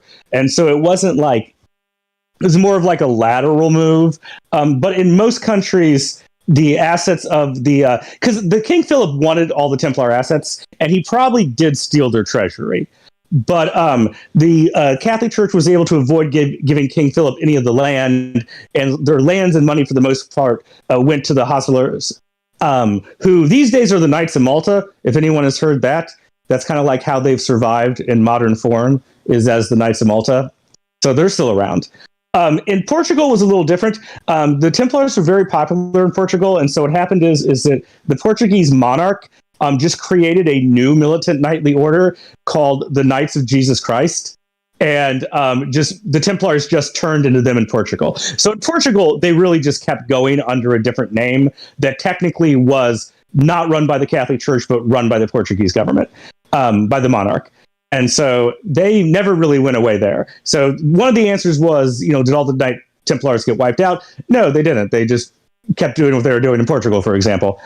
But yeah, that was basically in most of Europe, they got folded into other religious orders and stopped being an independent entity. Okay, so all of that is how this wraps up. But then, of course, right? So you can't catch them all because you can't catch all of anything. Literally, you can't catch all the cockroaches or whatever, right? Like, in those terms, I'm like wink, wink, because they're coming at them, right? But so where did they go? We got about let's say 5 minutes left. So what is the theory on, again, why we're still talking about this today? Again, so if they captured the Templars, they broke up the Brotherhood, they put many of them to death, tortured some escaped. Why are we still talking about this today? Where did they actually go? And well, of course, that takes us to doesn't it take us to Rosalind Chapel and some other wink wink ideas here? Go right ahead, sir. Well, let's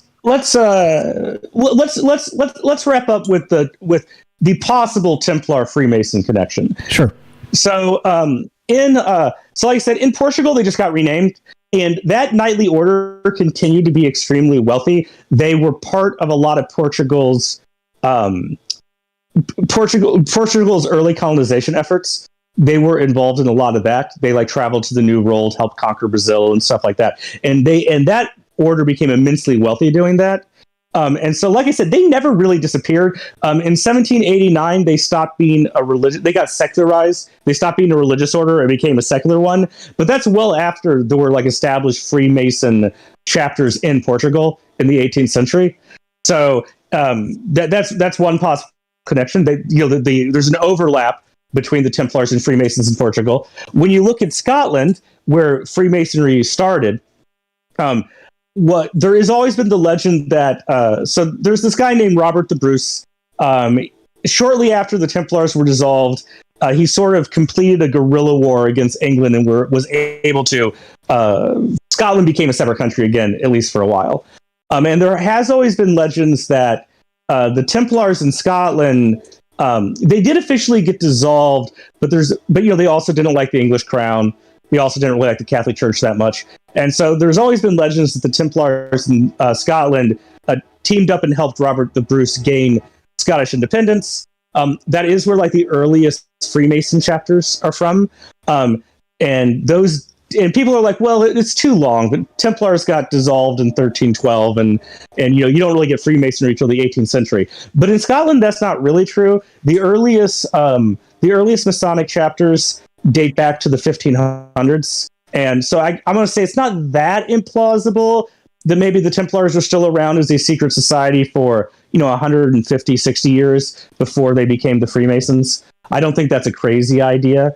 The real reason why, though, that there's a Freemason Templar connection is this French Freemason who I'd have to look it up and we don't have enough time, but he was sort of a very famous promoter of the Freemasonic ideals in France in the late 18th century.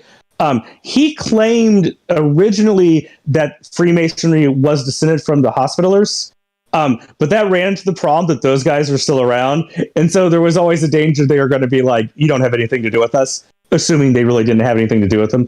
So after about a year of saying that, he switched over to saying they were based on the Knight Templars, which conveniently didn't really have anyone in France that was going to yell at him about Freemasonry not really being connected to him. Yeah, and just to wrap up some of that stuff too. Many of you guys are familiar with that. I saw Robert in the chat say freedom. Yeah, Robert the Bruce. Yes, that Robert the Bruce from Braveheart. That actually Edward the First of England, which was Longshanks, right? The English king at the time. That whole thing, it based on a historical precedent. The Battle at Stirling, all that stuff, right? That's all based on real stuff. Was Mel Gibson there? I'm going to say probably not. I'm going to say probably not. But right, exactly. That's exactly. It was sort of how this ties into that. And so I don't know, man, in the end terms here, as you guys know, right, all the different stuff I was reading tonight regarding the Templar conspiracies, not just the conspiracies themselves, but the history, it's kind of all over the place, right? The sources, there's conflicting sources, there are different stories. As always, right, you would expect a lot of that from history. So real quick, Axel, before we dip out of here for getting off the radio, What are you read some books to prepare for this? Can you tell us what those are so that people can actually maybe follow up on you if they want to look into more of this? Sure. This will require me to go to my iBooks and look at the title, though. That's okay. I got you. I got you. Let me know how much time you need. None really. It was internet stuff. It was but the big, basically, I'll be honest, the big thing was, the book called The Templars, The Rise and Spectacular Fall of God's Holy Warriors by Dan Jones, a relatively well-respected historical writer. It's a big book. It's like, well, on iBooks, it's like 900 pages. Who knows what it is in real life? Sort of my own knowledge, a bunch of stuff about that doesn't really deal with the Freemasonry connection, but it's basically just a flat history of the situation. That was sort of, I guess, that was the book I bought and read this week in order to prepare. Yeah, that's great. That's fantastic. That's what I wanted out of that. So okay. So also, by the way, like I said, Axel Steele, good friend of mine. Thank you so much for peeling out your time for us tonight to read the book and prepare and be the guy that kind of drove the narrative here. I appreciate it very much. Where can people find you? I got your Axel Steele Twitter linked in the description down below. Give him a follow on Twitter if you guys use Twitter. And you got something else? I mean, you're the dungeon master. You're the history guru. It. No, that's it. All right. You can come if anyone if you come and hang out in the after chat on Discord sometime. I'm there a lot. Yes, people want to see me there. I can confirm that. So, okay, so a couple things real quick. So as we finish up, appreciate that, Axel. Thank you so much for being you. Hang tight. We're not going anywhere. We got James on the line as well. We're going to get to James. Thanks for being patient, bro. Look, this is the thing, right? As we finish, don't forget, Fringe is in need of help. If you guys want to help out and you appreciate the Fringe, fringe.fm/donations. Go give a few bucks if you can and keep the station on the air. Appreciate that. Like I said, it's free, but at some point somebody's got to pick up the bill. So please do that if you can, or if not, just spread the word to people that would be able to help. I appreciate that. But look, we're not done yet. This is the thing. All right. So if you're listening to us on this is how this goes, right? This is how this goes. I'm going to smash the button. We're going to play this. We're going to do the thing. Special thanks to Axel Steele. Special thanks to James for being super patient while we got through this final segment here. But you can't say enough about Axel. Good friend of mine. Met in the most unlikely of circumstances. Different and yet the same. You're the best, brother. I thank you so much for spending your time. I appreciate it. Thank you. You're welcome. There you go. We'll have Axel back at some point as well. He's always welcome back on the show. Look, if you're listening to us on the Fringe FM, stay tuned for Joe Roop and Lighting the Void. If you're listening to us on any other platform, including the podcast feed, stay tuned for a third hour of Troubled Minds. And as it ends, it goes exactly like this. Be sure, be strong, be true. And of course, regarding all this stuff like history-wise and whatnot, it's your own interpretation. You manage your reality, I'll manage mine. And thank you for listening. From our troubled minds to yours, have a great night. We'll be back tomorrow talking about the UFO congressional hearings. We'll catch you then. Have a great one, guys.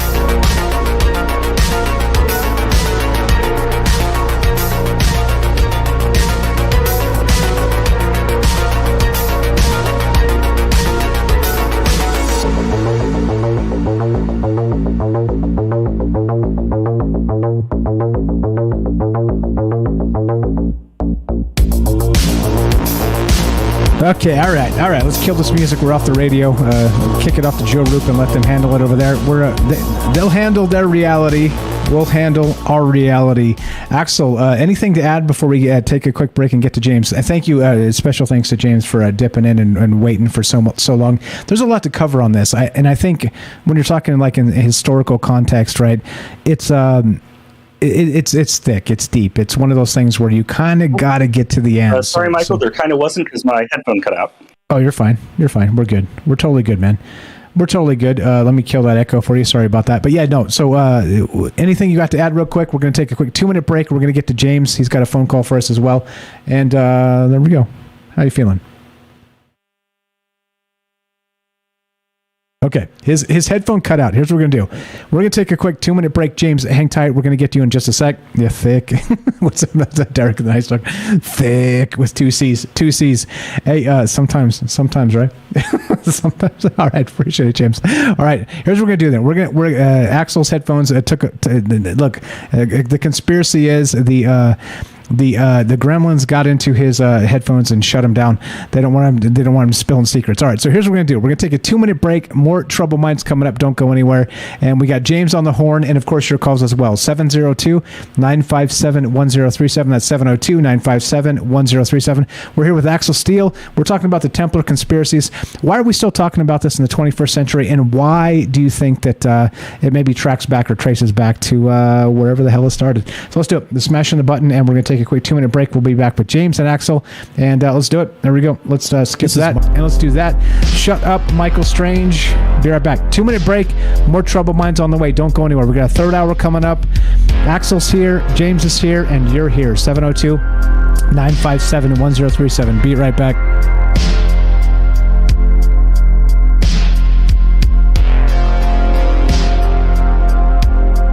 I don't know if you can hear me, Axel, but go ahead and get your headphones fixed. We got a couple minutes here. And we're off the radio, so go ahead and test.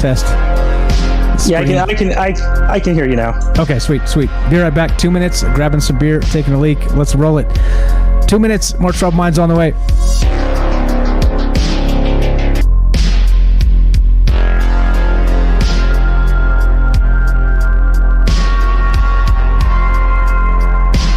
All right, how are we feeling?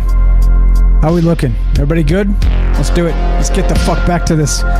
It's time, Axel. You ready to drop some F-bombs? I'm not sure I'm up to F-bombs yet. No, we're not there yet. All right. If we're not there yet, that's fine. I'm ready to drop some F-bombs. All right, looking to hear your thoughts on this, guys. We're still talking about the Templars tonight. 702-957-1037. And we sort of morphed into so where did the Templars go, right? So, some, of course, were executed, some escaped, some were tortured, some of the rest of this, all the other things, right? So the order was broken up, but I think the most fascinating part to me, and why I keep bringing this up, is why are we still talking about this today? Did they escape? Did they become actually the Freemasons? Did they become, the Masons? Again, different things, the same things. I don't know. I don't know shit about this, to be perfectly honest. So thank God Axel's here to set me straight. But okay, so we sort of merged into that idea that not only did the order dissolve, they became something else, right? And do you think they still exist in modern times? Let's get your take on that, and then we'll get to James. Like I said, the Knights of Jesus Christ in Portugal, they still kind of exist as if you do nice things in Portugal, they'll make you a member. They're like an honorary society still. So to that extent, sort of like knighthoods in England. So to that extent, they still exist. Is there maybe they lived on through the Freemasons. I don't think there's while I do believe in secret societies, I don't think the Templars are still around as a secret society on their own. I do think the idea that there's no way the Freemasons could have been connected to them, I do think is a little overstated. I think it's possible that there's a connection there.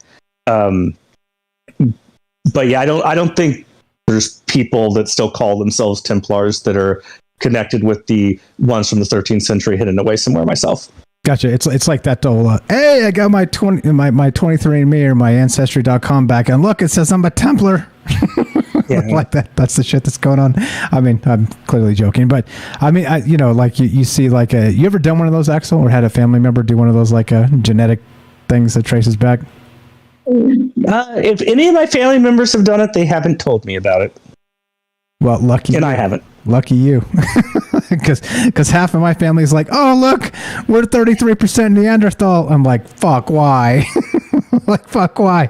I'm just kidding, of course, but I'm kidding on the Neanderthal part. It was more like 6.5%. But I'm like, why? Why would you literally submit your DNA?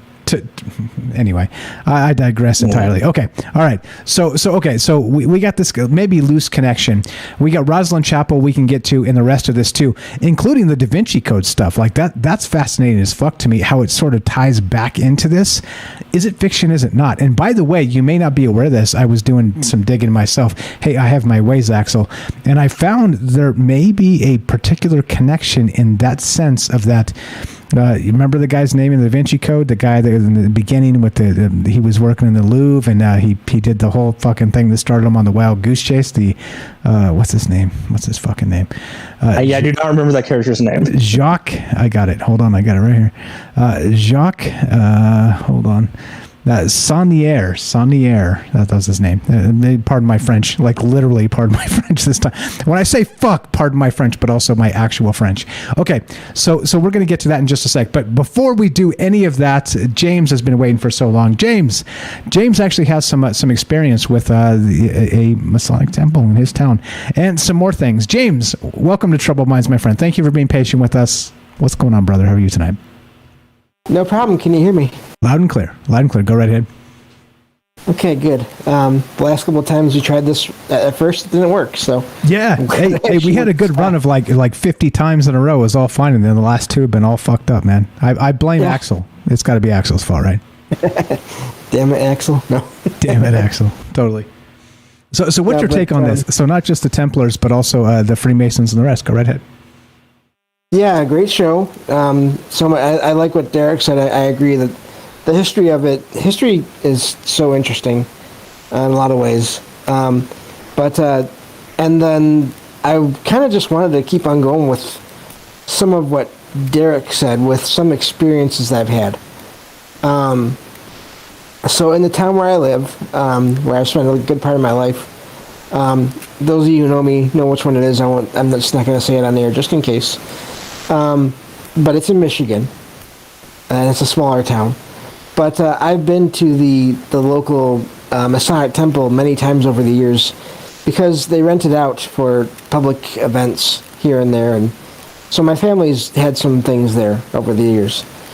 And it always feels crowded to me. Here we're getting into some of the more metaphysical, paranormal possibly stuff. But it always felt crowded to me. And so I just always found that to be just strange. But then I started looking into this stuff a little more. And I was saying in the chat, when I first found this show, we talked about this in some of the after show chats at night a lot of times, on and off for quite a while, that the experiences I had in that temple where I felt that there was some kind of a spirit nearby. I had other family members that felt that same thing in other parts of the building and even saw a figure at one point on the second floor when they were on the first floor looking up the stairs. But I've looked into this more, and a lot of the places that are said to be Masonic temples, if you look around online, you can find reports from people who say they've had weird paranormal experiences at these sites, and I can agree. I have as well. It just always felt a little bit crowded, and like there were people watching, even if there wasn't really anyone else, except for the people that were near me that were there. So even when I did a tour of the building, of the public parts of the building, didn't go through all the building,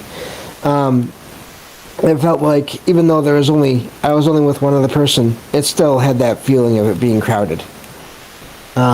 So I don't know what there is to that, but there's something. It's some kind of weird energy. Beyond that, I don't know for sure what it is. But that brings me to what Derek mentioned with the ley lines, that whole idea, and how also, I don't know if he mentioned it or not, but how they seem to be, in a lot of cases, they can be connected to water and waterways, whether they're underground or not, or they're just nearby. How so many of these places, they're built on or near water, or waterways. And moving water, of course, makes its own energy. Yeah, So, it has its own magnetic field, as they say. So in terms of like that ley line idea, some of those sacred spots are like a crossing of rivers, but not obviously rivers in sense of rivers. Shout out to Rivers, a friend of ours, who actually, by the way, is in the chat and said Axel did a very nice job tonight. There you go, Axel. A compliment to you from somebody who's in the know on about a lot of these things. But so in rivers, in sense of not just like visible rivers, but there's also underground rivers that sort of cross in these sacred spots where they build. We were talking about this, like this is probably months ago, James, right? 3 months ago, maybe 4 months ago, we were talking about this and actually sharing maps about these Masonic temples and how these churches are built on not just like gigantic waterways, but also like the sort of these underground crisscrossing of maybe waters or in terms of magnetic fields, right? So, I mean, there's a lot here. It turns into like, what the hell is really going on, right? Like, is there actual like sacred magic to these spots, or is this just, well, you know, just drinking water, right? Like, again, and that's why we talk about this stuff in those terms. Go ahead with that, and then we'll get to Axel. What else you got? Yeah. Well, and just the other thing too is I did find out there is a underground waterway that goes through my town. And it's not too far from this place, this temple.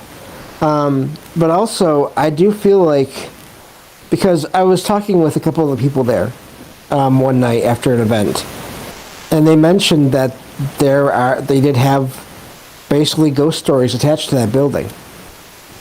And they said that way back when, I think it was either World War I or World War II, it was beginning of the last century, or middle of last century, the latest.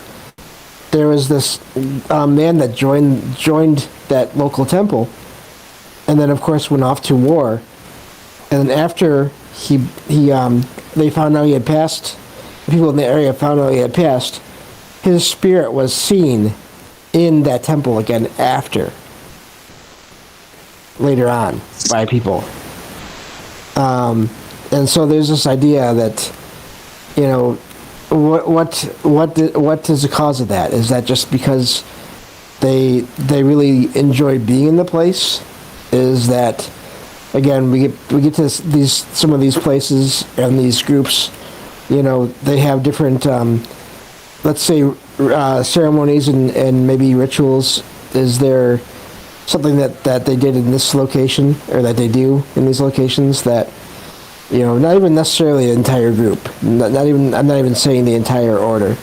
I'm just saying certain groups, you know, even small groups, that somehow brought that spirit back there after the fact, and other spirits maybe even, because again, the place felt crowded. It always feels crowded to me when I go there. That's fascinating. I've never actually been in one. Never been in a Masonic temple, even an Elks Lodge. I went to the VFW once. Does that count? I used to go with my grandparents all the time. But okay, look, see how I digress. But okay, Axel, you have anything for James there regarding that stuff? And also, we'll get into this after this, because there's more, of course, as there's always more here. But regarding like sort of the esoteric nature of let's tap the dungeon master in you, do you think that maybe it's possible that the Templars had some access to maybe sort of an unspoken of power, right? Whether it was a ritual or whatever. Let's like I said, let's start drinking some maybe juice. What do you think, my man? Well, I'm not going to say anything about actual living Masons that are alive right now and what they might be getting up to. Okay, but that's a fantastic take. Thank you for being very careful and sidestepping that, because that's very deft, very deft. But I would say historically, you know, thinking about it, I guess we really do. I mean, the Templars had, if you want to take the Mason thing literally, the Templars had a lot of Masons. They had a lot of, you know, they actually did have like a lot of scholars and intellectuals that worked for them, bookkeepers, stuff like that. I do think we have to separate those guys from the actual Knights.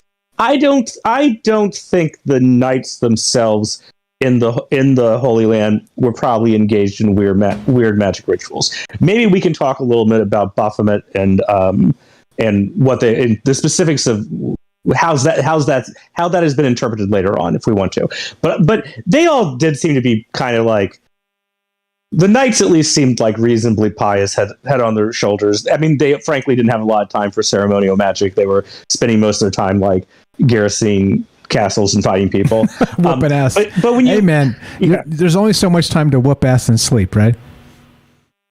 But when you get away from them back into the West, I guess I wouldn't be too shocked if there were obviously I'm not going to go to bat for the Inquisition and its witch hunts and stuff like that. No, that's not what I'm saying. That's not what I'm saying. Come on now. Come on, man. Two things can be true at the same time, right? It doesn't have to be Baphomet and demon worship. By the way. If you believe in black magic, there's also white magic. Sorry. But I was going to say, I don't think the idea that there were still pagan groups operating, or there were people at least purporting to be practicing magic, or there were heretics. I don't think it was all made up, right? Like there were heretics, there were people, there were magicians, there were people still engaging in pagan practices, and so it wouldn't shock me if the Freemasons were kind of involved. Not Freemasons, sorry, the Templars were kind of involved in that kind of stuff. One thing is they were more cosmopolitan than a lot of Europeans because half their order was in the Middle East. And so there's always been some debate about maybe they weren't engaging in pagan beliefs and stuff, but there's been some suspicion that maybe they were taking on aspects of Judaic or Islamic theology or practices that would still read as being heretical to the Catholic Church, because they did. I mean, their interactions with Muslims and Jews in the Middle East weren't like unrelentingly hostile. I mean, they had alliances. There were Jews and Muslims who lived in the city-states they were in, and so that might have been happening. Now, for whatever Freemasons are up to these days, I think it probably has more to do with sort of like the revival of or ceremonial magic that happened in like the 18th, 19th century. Probably than anything that's really deeply connected to the Templars. Okay, fair enough. Good stuff there. James, anything on that while we got you on here? And of course, you're welcome to stay, Yeah, no, I'll just say a couple things here and then I think I'll head out. But yeah, and that's the thing too. Obviously I don't, I'm not even saying anything for sure, or even, like I said, about the entire organization, It's just, I think like when we talk about the government, it's not just one thing. It's a lot of different people and a lot of different groups, and within that blanket label, I guess you could say. So, and this was even basically what I said was something I was told by someone that was there. So, technically, I'm not really saying anything for sure. Just want to make sure I put that out there. I don't know, except like I said, it did feel crowded, and that was throughout the building, even in the some of the like narrow passageways, hallways, but then also in the larger, more open rooms, it still had that feeling to it. So, yeah, I don't know whether it is the fact that it was built on this location that maybe was a power spot or not. I don't know, but I'll never forget all the times I've been there, and who knows, maybe I'll go back there again at some point for another public event, and we'll see what happens. So. Oh yes. And so for those of you that don't know, James here is legally blind, and so when he says it felt crowded, you sort of mean in like a stuffy, sort of a sensing other presences way, right? Not like a lot of people there, right? Just to clarify. Kind of both. It kind of felt, yeah, it was kind of both. Yeah, like there were people, but they were just moving out of the way, almost as we were passing through. So it was odd, but yeah, no, but great show, and you're doing great, Axel, and great call again from Derek. He kind of opened the door for me to kind of make this call in about this, because again, like I said, we've been talking about this on and off now for over a year. Yeah, yeah. The different things like the links, the rivers and the ley lines and the like these temples, so where they put them in these power spots and all the rest of that. James, you're the best. I appreciate you dipping in here. Everybody, look, James, good friend of mine, good friend of Axel's. James is the glue that makes the show go. He's got a podcast called Salcedo Paranormal. Check it out. Links in the description down below. He does podcasts on you guessed it, paranormal stuff 5 nights a week. You can find him doing them live on Discord, and you can also just download his stuff and listen to it on demand completely free. Links in the description. His link tree's there. You can find everything, including the Discord, the podcast. He's an author. He's written books on paranormal stuff, and of course he's got some other sci-fi stuff coming up that he's writing as well. The sci-fi/paranormal/ how would you define it, James? Yeah, I think it'd just be a mixture of paranormal sci-fi, I guess would be a good way to put it. Paranormal sci-fi. There it is. Check it out. Give James some love. Appreciate you, my man. You're the best. Always a pleasure. We'll talk to you soon, okay? Yeah, no problem. Thank you. Thanks a lot. Axel. So, okay. So let's get into the weird shit. Okay, look, we're looking to hear your thoughts. We're here with Axel Steele. We're talking about the Templar conspiracies. How real is this stuff? Like I said, leave that shit about like dumping on one religion or the other. Just leave that shit at home. We aren't talking about that tonight. We don't do that here. Look, like we respect all opinion of thoughts. Like literally, it's what this has always been about. Like just let's hear people and what they think in their mind and in their heart. And this is all like just getting people together and talking about stuff. So it's all good. Look, regarding so what about the more weird things? Real quick, 702-957-1037. You want to talk to Axel, my friend here, myself, or the both of us combined, or whatever else you got on your mind. Click the Discord link at troubleminds.org. All right, so Axel, I don't know. Is there anything you left out that you want to add into this before we get into the super weird shit, including like Rosalind Chapel, including like what about the Da Vinci Code, and is that bullshit? Is it not? What about the bloodline of Christ? Does it go back through this whole Merovingian bloodline and back to the Templars and otherwise? We can take this so many different fucking ways, but anything you want to dip in before we get into super crazy stuff? I mean, do you want to talk about Abraxas? Sure. Sure. Well, it's up to you. Go ahead. Well, let's do it. One of the in sort of the more modern. This wasn't brought up at the time, but one of the more modern reasons to think the Templars might have been involved in occult stuff is that some of the seals of their Grand Master, I'm thinking of one particularly from the early 13th century, have on it this figure of Abraxas.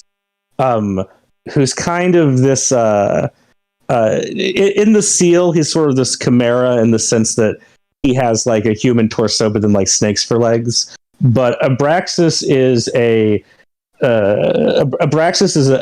Gnostic figure. He sort of shows up in 2nd century Gnostic cults in sort of like the Greek speaking areas of the world.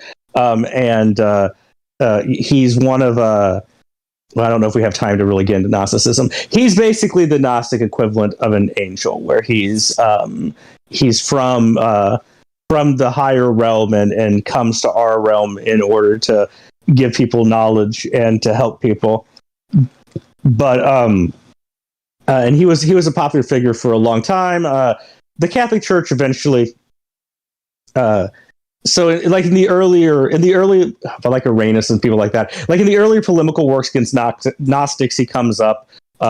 He's sort of considered a demon by the Catholic Church, but he does show up on one of the Templar seals, and that's one of the reasons why people, think maybe the Templars were engaged in Gnosticism, or that actually comes up in like early Hermetic works that claim the Templar. They also want to claim the Templars as being like part of in their half understood version of Gnosticism they were doing.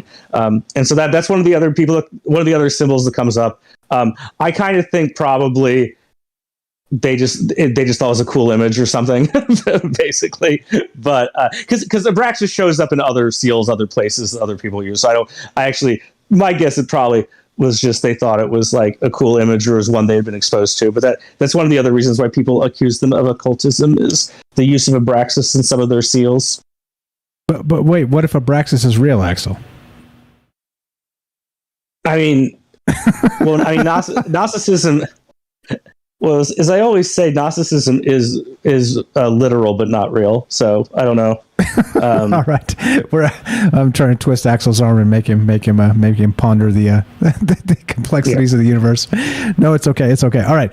Okay. So I mean, look, and I think there's a weird. So do you think that, like, in terms of why this persists today? Like I said, this is the thing that fascinates me the most, because it is, there are other fascinating parts of history that are, let's say compelling, right? Literally compelling enough to kind of like sort of dip into the zeitgeist, but not necessarily like in terms of the Holy Grail and the Lost Ark and all that crazy treasure and the Spirit Destiny and all the shit we were talking about, including Oak Island. We can get to that in a sec too.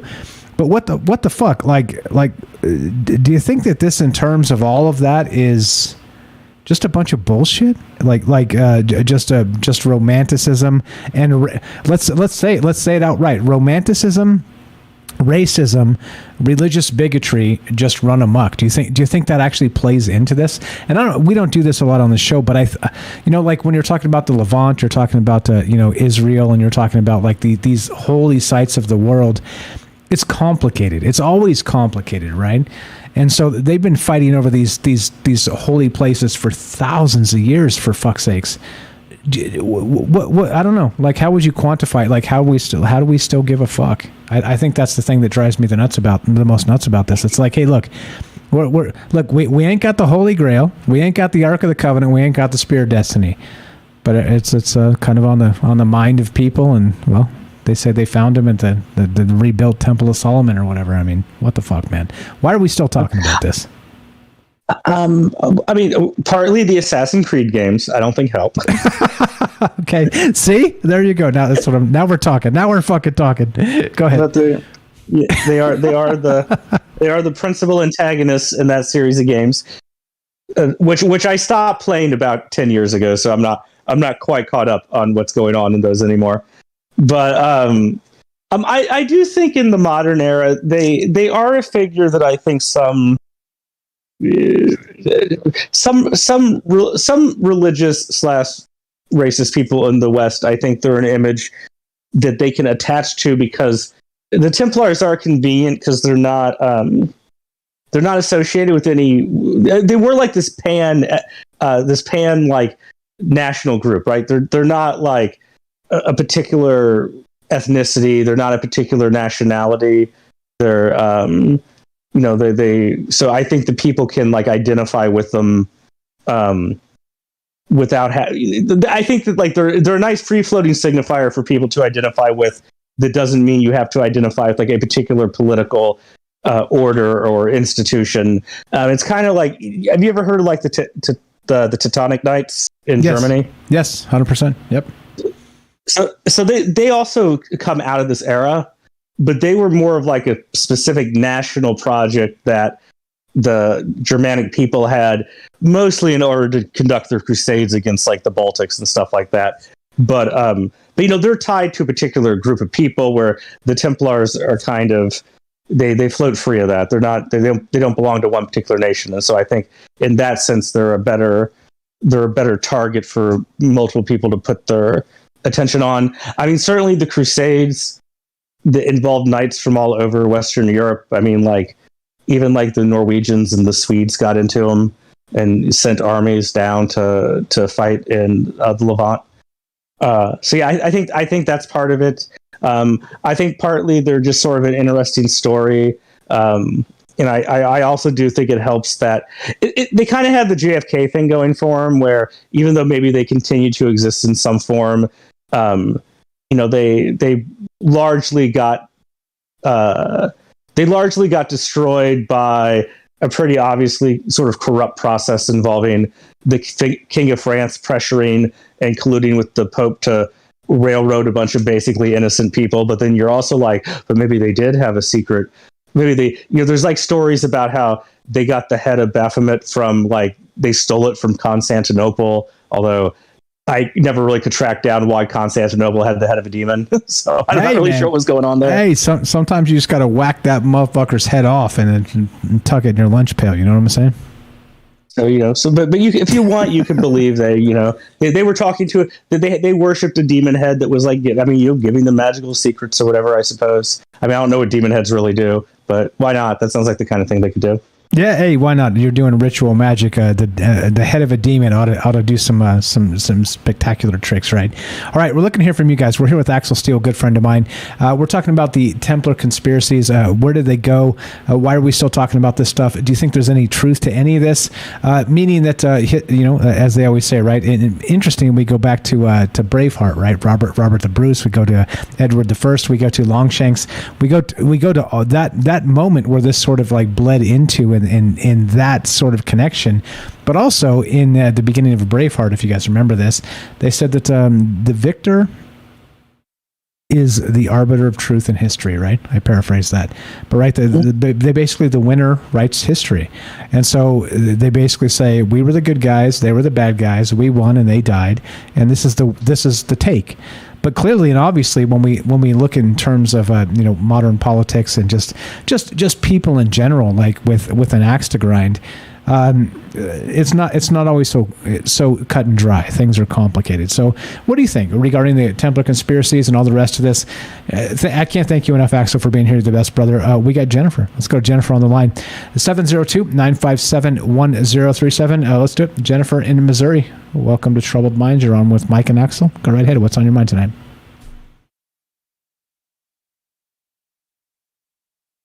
Uh-oh. We got dead air. Can you hear me, Jennifer? Test 1 2. Oh no. Problems. We got Kelly behind her too. Jennifer, test. I can't hear you. If you can hear me, I cannot hear you. Test. Test. Is she still muted? Nope. She's still muted. No. That's Kelly. She was on the phone. She was on the phone line. Yeah, she was on the phone line. So it looks like she hung up. So she's probably going to call right back or dip into Discord because she can do both. She's got those magic powers, right? You can do both when you got both. All right, she's calling back. I'll put her right back on. Look and hear your thoughts. We got Kelly. I see you there, bro. I'm not going to make you wait too long. Templar conspiracies. How real is this stuff? Is this really worth talking about? Go ahead, Axel. Oh, I just want to say I actually have never seen Braveheart, so. I've never seen it. Watch it. It's worth watching. It's Mel Gibson's kind of a dick, but the movie's good. I liked it. When I make the joke, if you're probably haven't been around that long, because Martin in Sweden, what's up? Shout out to Martin in Sweden. He always used to pop in and say, "Hey, I'm working," or whatever. It's like, I just want to say hi in the chat. He's been listening to us for a very long time. I used to joke, "Hey, my island," with Martin in Sweden.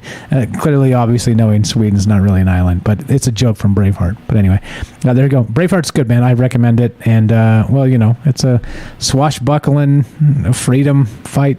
Robert the Bruce and Longshanks. It's good shit. Jennifer, Missouri. Troubled Minds, go right ahead. Hey, is it working? Shit, it's working. How about that? Yeah. Yay. Welcome, Jennifer. Go right ahead. What are your thoughts? What about this Templar stuff? Maybe it'll work for a minute. Well, okay, so we should look at... this is a great show. Really enjoying it. Thank you. And I think it's very interesting, and there's a lot more to it than we would imagine, I would think. And I think I like to look at it really big picture of what could happen, and maybe this is too imaginative for Axel, I don't know. But the way it seems to me is, when you look at that whole region of the Mediterranean at that time, and the whole Middle East, and basically the world at that time, that you had, it's a very different world, and you had all these people from China, from India, from the Middle East, from the West, all kind of commingling in the same area. And they were bringing, all of these different perspectives on the mysteries and the mysticism of the world. I in the case of the Knights Templars, they were warrior monks, and monks, they were the soldiers assigned from the church of the time, ideally, is what they were hoping for, And these were truly, they did have strong, these weren't just mercenaries per se, which had been the idea in the past of what a knight was. Mercenaries were, these knights were kind of just thugs. And I do feel like the Knights Templar brought about the whole idea of the modern perception of the knight. For example, like in the King Arthur knight persona. But I think that there were much more than that. And I feel like that they did. I mean, of course, if they were at the behest of a religion, actually at the behest of a Byzantine emperor, to the Pope, to create such an order, that they did have a great deal of mystic and belief in mysticism, which is what all religion is trying to explain the deeper side of things, the way we try to talk about physics and metaphysics. They were describing this through different religious beliefs and sects around the world. And when you have this trade post happening, where you have the Far East meeting the West and bringing these beliefs, and how it collided, when they were created, when the Knights Templar were created, they were bringing their Western beliefs. But when they mingled with the Far Eastern mystic beliefs, there were warriors there too. You also have the fact that with Judaism, you had the Sicarii, which were the assassins of the Sicarii, the warriors of that sect, the cloak and dagger, which were they're the original assassin, essentially. But then you have the Hashashin, how the heck you would say it, the assassins of Persia, which are it's a real sect. I know the game and everything everybody came up with, that's a real group of a warrior class, Bushido, of the far, far east. These weren't just warriors. They were a type of spiritual advisory as well, because their beliefs weren't just held in their fight. They wasn't just held in their methodology of controlling world events, but it was also in their spirituality and their beliefs behind that. The Knights Templar were pretty much based, it was a culmination meant to defy those other warrior sects, was the idealism. But what ended up happening, I think, is they melded with them, and they brought with them all these different beliefs from the farthest reaches of the world and the Oriental, and all the way to the deep, into the Western European belief systems of spirituality, and melded it together. What you wind up with is something that you'll never find today. That's why are they still around? Do they still exist? You have the Order Temple Orientis claiming them. You have the Knights of Malta claiming them, but they're probably nowhere there. You have Aleister Crowley himself claiming the Knights Templar. And there's nothing they base their whole belief system, and that's all the stuff with the Illuminati and everything claiming or coming out of the Knights Templar. You're never going to find this group because they are cloak and dagger. The assassins of the Far East and the Bushido clans, even further, is the farthest east. And then in the West, with this Sicarii, the Jewish assassins, melding together to create this sect, and they all melded together to be one hidden hand. And they were supposed to hold all of the knowledge of the world. And what happened was that you can't help that. These warriors went out, and with all of this, they were meant to defend something, to protect all people, and to hold up Bushido order. This whole thing was all about honor. And all these different groups were defending the same ideals, to protect knowledge and power and information, not just money, which had been around way before that. The bank notes, the trade, and everything had been around since so ancient. The idea of trade and money and interest had already been established on these roads. The Silk Road, the King's Highway, the Via Maris, all of these roads, all meeting and intersecting way before this order was ever created. And when that Byzantine, I can't remember his name, if I'd written it down, but it doesn't matter. Whenever he appealed to the Pope, Pope Urban or whoever it was at the time, when he appealed to him to create something to help, to guide these different tradesmen and travelers to come across, he didn't just create an order. He created something. They share the same symbolism of the assassins of the Hashim of the Persians. They share the same Bushido code of the ninjas and the samurai out of the Far East of Japan. They were supposed to be like the perfect warrior class.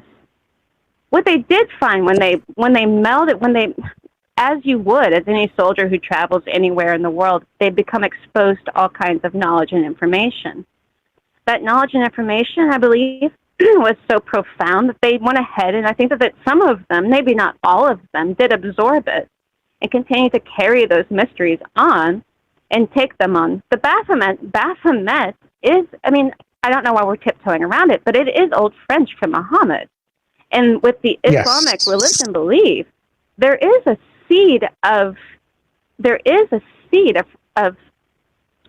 incredible amounts of wisdom akin to like the Jewish Kabbalah. We don't have to shy away from it. There is something in it. And in the OTO, for example, which do, if you look at, and the OTO is worn by Aleister Crowley, it's worn by Ozzy Osbourne, everyone across the entire spectrum of rock and roll and anything else claim the Knights Templar. But you also have this other aspect of it where they believe that they're rising above all the base knowledge that we know, and that they know something a little bit more. And there is idea that the Knights Templar did carry on. Who they became and what they are today, I don't believe anyone will ever know, because they do know this ancient craft of the most ancient assassins and the most ancient Bushido laws, and I think it will never actually crack the truth of what they are or who they were or what they were doing, because I think that they eventually rose above their initial purpose. The same with the Black Pope of the Jesuits. These are religious sects and warriors, and they know things that, and they're defending something that the general public doesn't know about. And there is always going to be corruption here and there, but that cloak and dagger,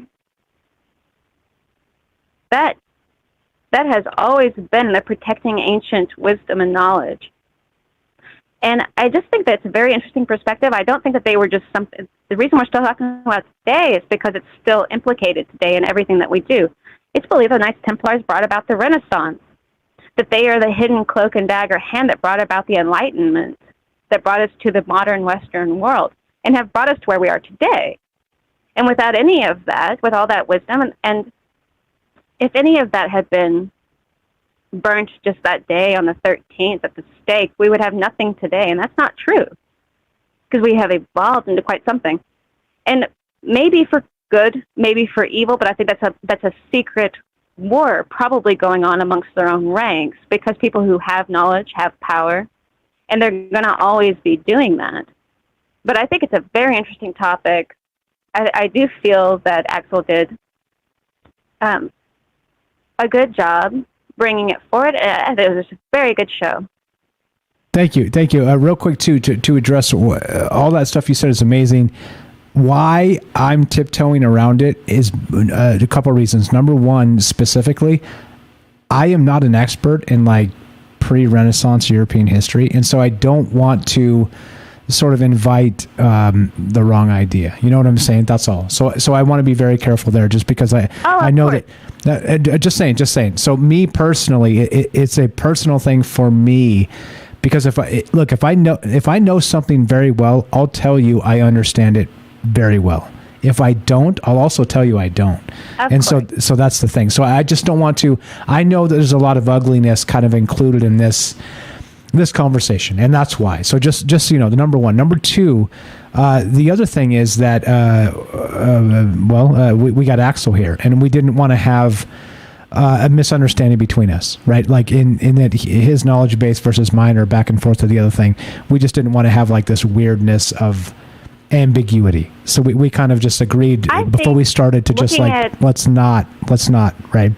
That's all. So, and I know everything's nuanced and things are complicated in the world, but you know what I'm saying. You know what I'm saying. Nobody has to be afraid of language or anything like that. Sure. And there's not even anything.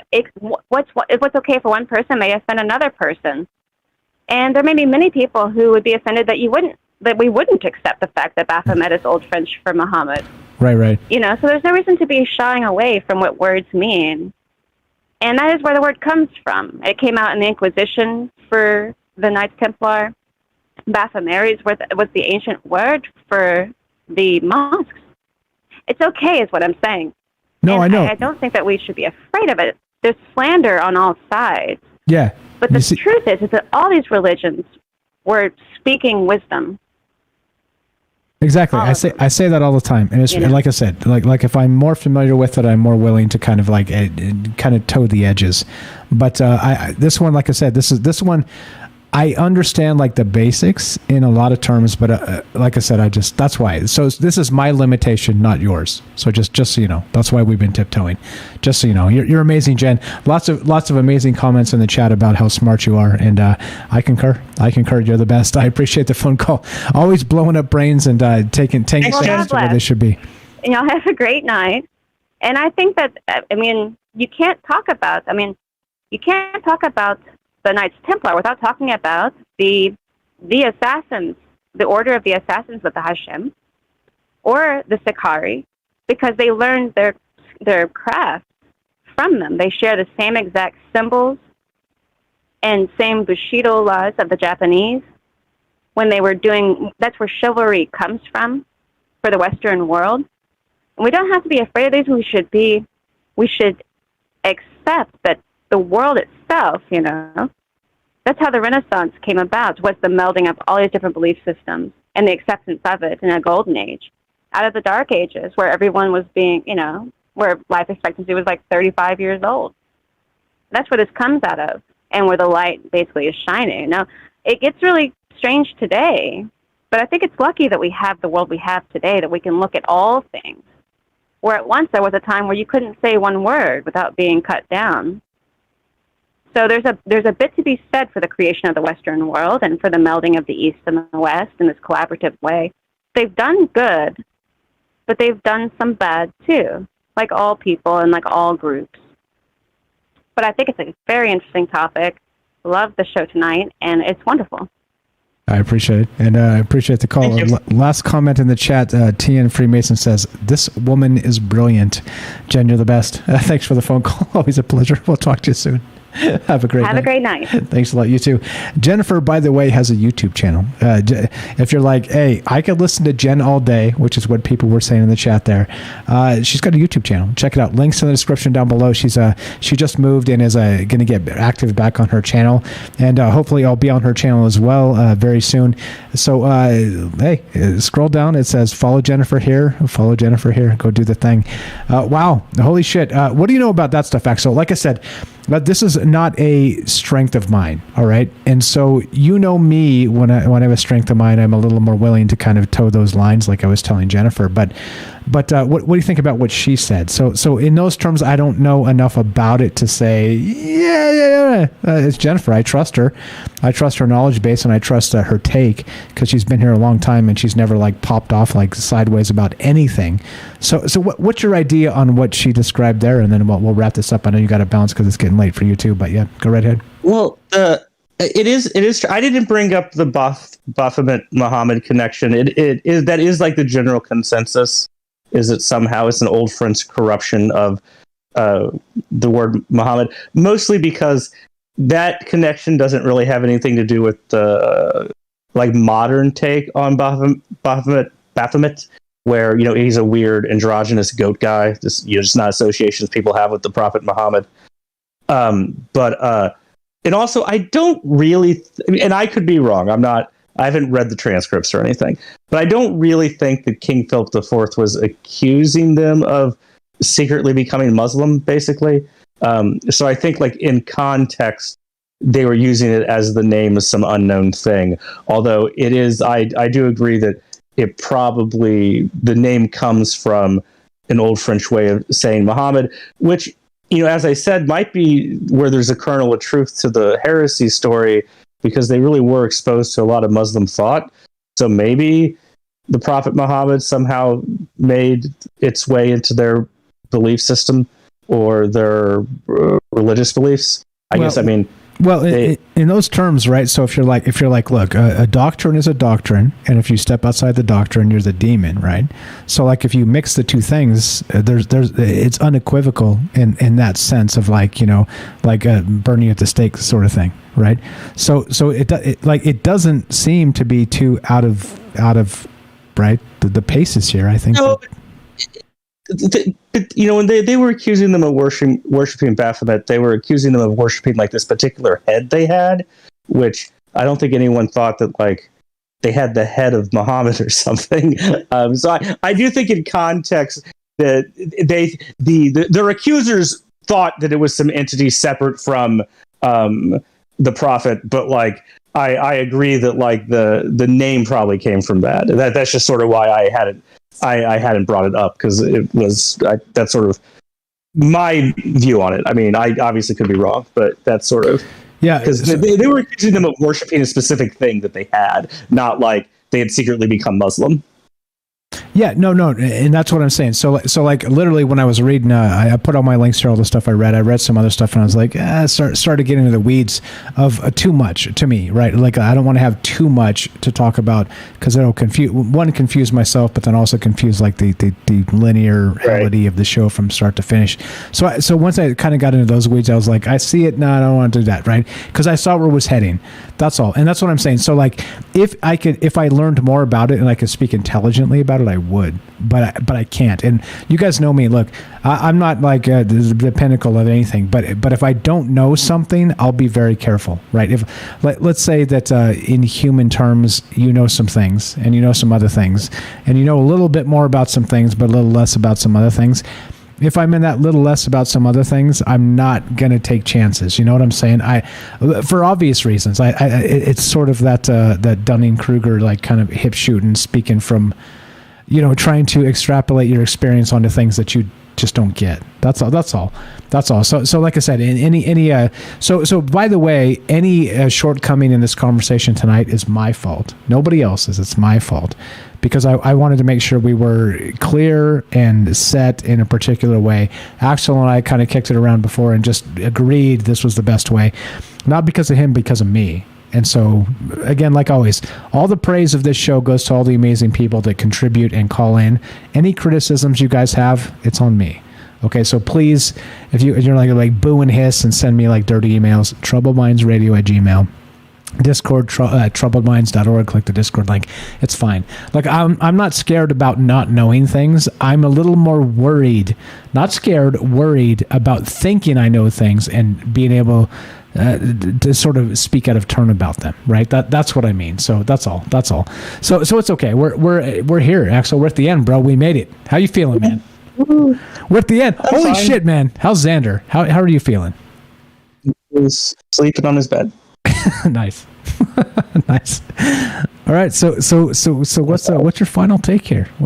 Before we cut you out of here and say thank you very much, Axel, for saving my ass and having like a amazing thing. And by the way, we kind of did it on short notice for Axel. He was like ready last week, but I was like, hey, it's Friday the 13th. This past week, this show would have been ideal on Friday the 13th for that, execute order 66 sort of reason. Oh, that is true. Yeah, so we did kind of step it up a moment, because I knew Tuesday was going to be the UFO report. We couldn't do it Tuesday. We would have to push it to Wednesday.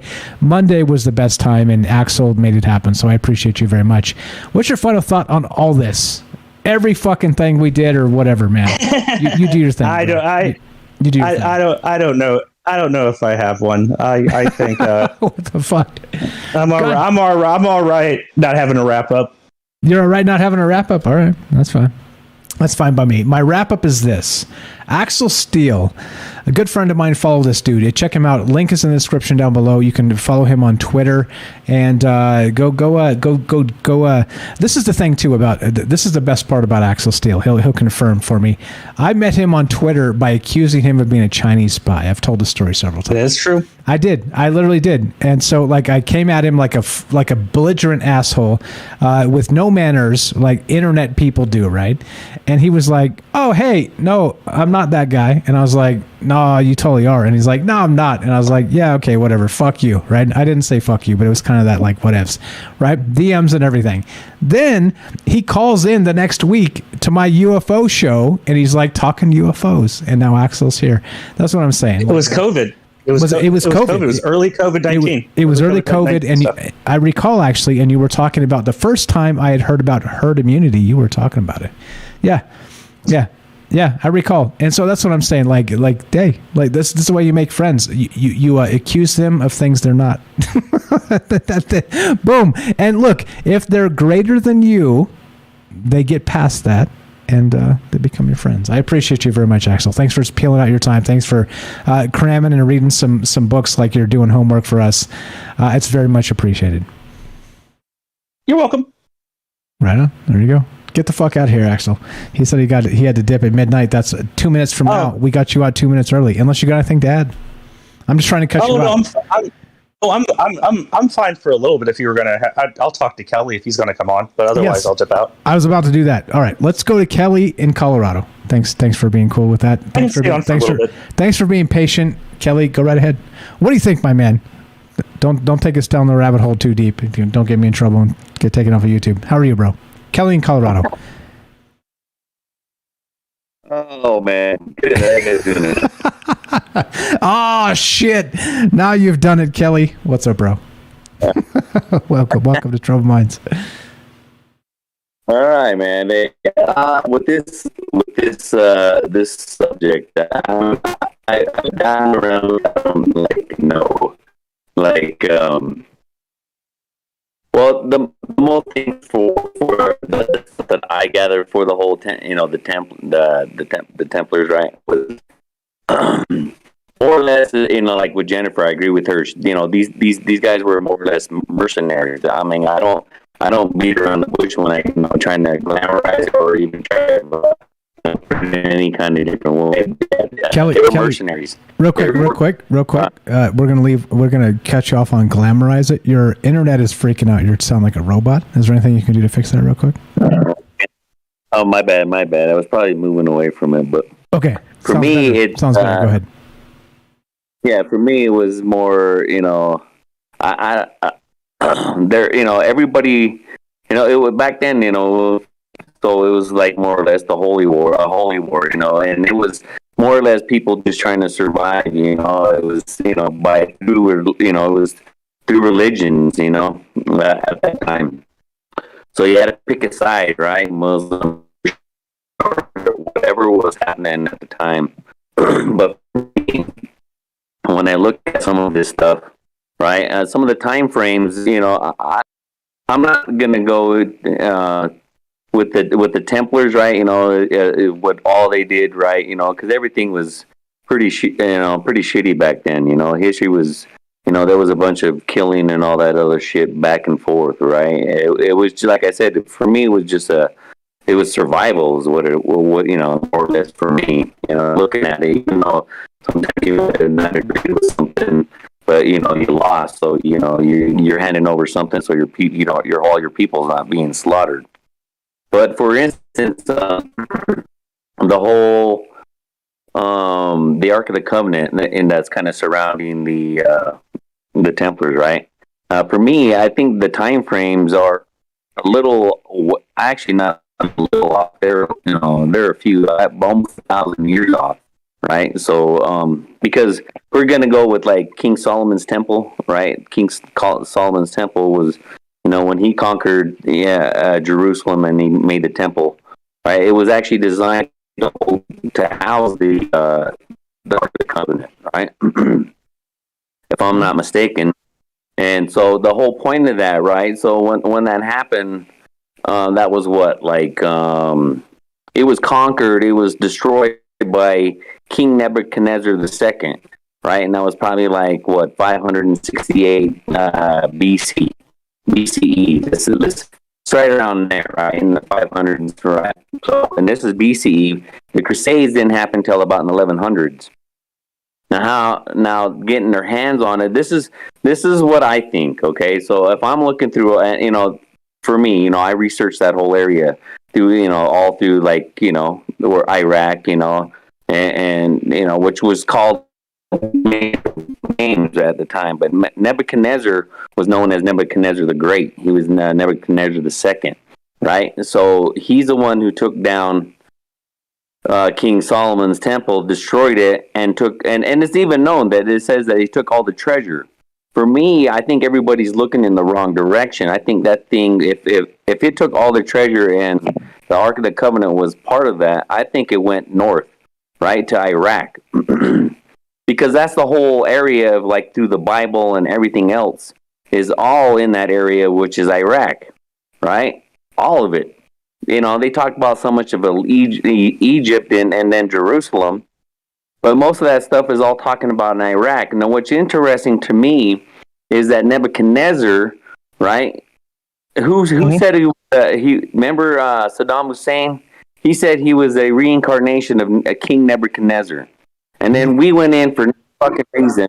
I mean, out of the blue after his dad tried, and then his son went in there, Bush second, right? He went in there, and what do? Right? We supposed to be looking for, mass destruction, right? Weapons of mass destruction. But we didn't find anything. And what do? We started pillaging all those areas. And the large ziggurat that was there that was, supposed to be Nebuchadnezzar's, and then Saddam Hussein, actually, he was rebuilding it. And I mean, like, generals, everybody, they don't really even talk about the inside of what that thing looks like. Let alone, I mean, you can see the outside, but I don't know. I have never yet to see, I haven't even looked. I mean, you get some, like, paper drawings, but there's no really know what that thing looks like on the inside. And for me, Nebuchadnezzar taking down King Solomon where it was housed, I mean, and taking all the treasure, that makes more sense than, anything else that, like, it goes down through history. I mean, I just kind of do with that, like with the king, with the Templars, Knights Templars, though. I think it was all about, gold. Once the time when the king didn't need them anymore, he wanted their heads, right? So yeah, they had to kind of go underground and do, all those ancient teachings, kind of like what Jennifer was talking about. All things were revered as ancient teachings, and a lot of that stuff actually comes through Egypt, which is actually a follow through from Sumerian, right? I mean, that's just, the names and everything else. I can go down through that. We don't even have enough time for all that. But the information that's kind of interesting to me is that whole link with Nebuchadnezzar, and then the whole war that we supposedly went in there for. For me, it was all. I don't know, man. We went there for a different reason, and if we're gonna drink maybe juice, that's the juice I'm drinking. Is that thing went north, right? If we're looking for something like that into those effects, those articles. I'm not gonna talk. I don't know about the other things that people might be looking for, biblical artifacts. But if we're talking about the Ark. And what's interesting, I was talking with Michelle about was, because Nebuchadnezzar was born in the city of Ur, which is actually, back at the time, biblical, when they first were talking about something, they were, You're cutting out, Kelly. Nebuchadnezzar was born in the city of Ur, and you, just to let you know. Sorry, I'm trying to walk back. Do you hey Kelly, I got this thing, right? I got this thing when I'm talking on the phone, I pace like a madman. Do you do the same thing? I pace like a crazy man. It's crazy. I try to it's just where this apartment's at. It's kind of a shitty area right next to a hospital and shit too, so they got a lot of helicopters coming in back and forth a lot for some reason. I don't know, man. There's a lot of stuff going on around here. Gotcha. Okay, you're back on. Everything's perfect. So you're saying Nebuchadnezzar, born in Ur, you went. You're back. Go right ahead. Okay, Nebuchadnezzar, he was born in the city of Ur, right, which is Iraq, right? Those are the cities that I was just kind of explaining that they kind of, mainstream, science or archaeology wants to, at first they were saying that all these places are magical places. They're, they didn't even, they're like anything else, it was just a tale. It was nothing until they started digging the shit up. That's what when they go. So, like with the Templars, right? I even like with their teachings and stuff like that. When I talk about some of that stuff, Jennifer was correct with some of that. I believe too, because that's where I kind of find a lot of that stuff where she was talking about is, they were, they were mercenaries, man. That's mostly what their job was, and they were fighting for the crown. That's what they were doing. But when the crown was done, that was it. They wanted their heads. I mean, I think that's if I'm not mistaken with that. If I'm correct on that, right? I don't know. Like I said, a lot of that sort of Mesopotamian to like Middle Ages is all lost on me. I know some of it. I know the basics, but there's a whole lot that I don't, and that's why it's amazing that we do in this format to kind of get. I don't know, Axel. You got a take on that? On what he just said? About if the Templars were mercenaries? Yeah. I mean, that's not the word I used to. I mean, they did seem to take their vows of poverty reasonably seriously. At least the knights did, maybe less so the clerics. I mean, they were more like money makers than sell swords. It's not like you would hire them out for particular things. They had like their own source of income, like they, but I mean, I'm not going to go to bat for them as being like great people or something. No, I'm talking like because if we were in this because you would kind of have to talk about what time frame, right? Because when they first started to where they ended up, I mean, of course you're gonna find that's what's the whole thing to me too is like when you start to get into like the this island up here in Canada, right, where they were trying to dig for it. I think that's all about Spanish gold, because they were probably running if they did come here to the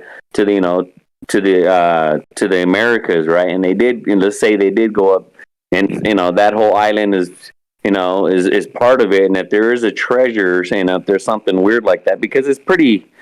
To me, the story is kind of weird about that. It sounds like a place where you would want to bury something there. Nowadays, I mean, the new series is supposed to be coming out and saying that they found gold and something amazing.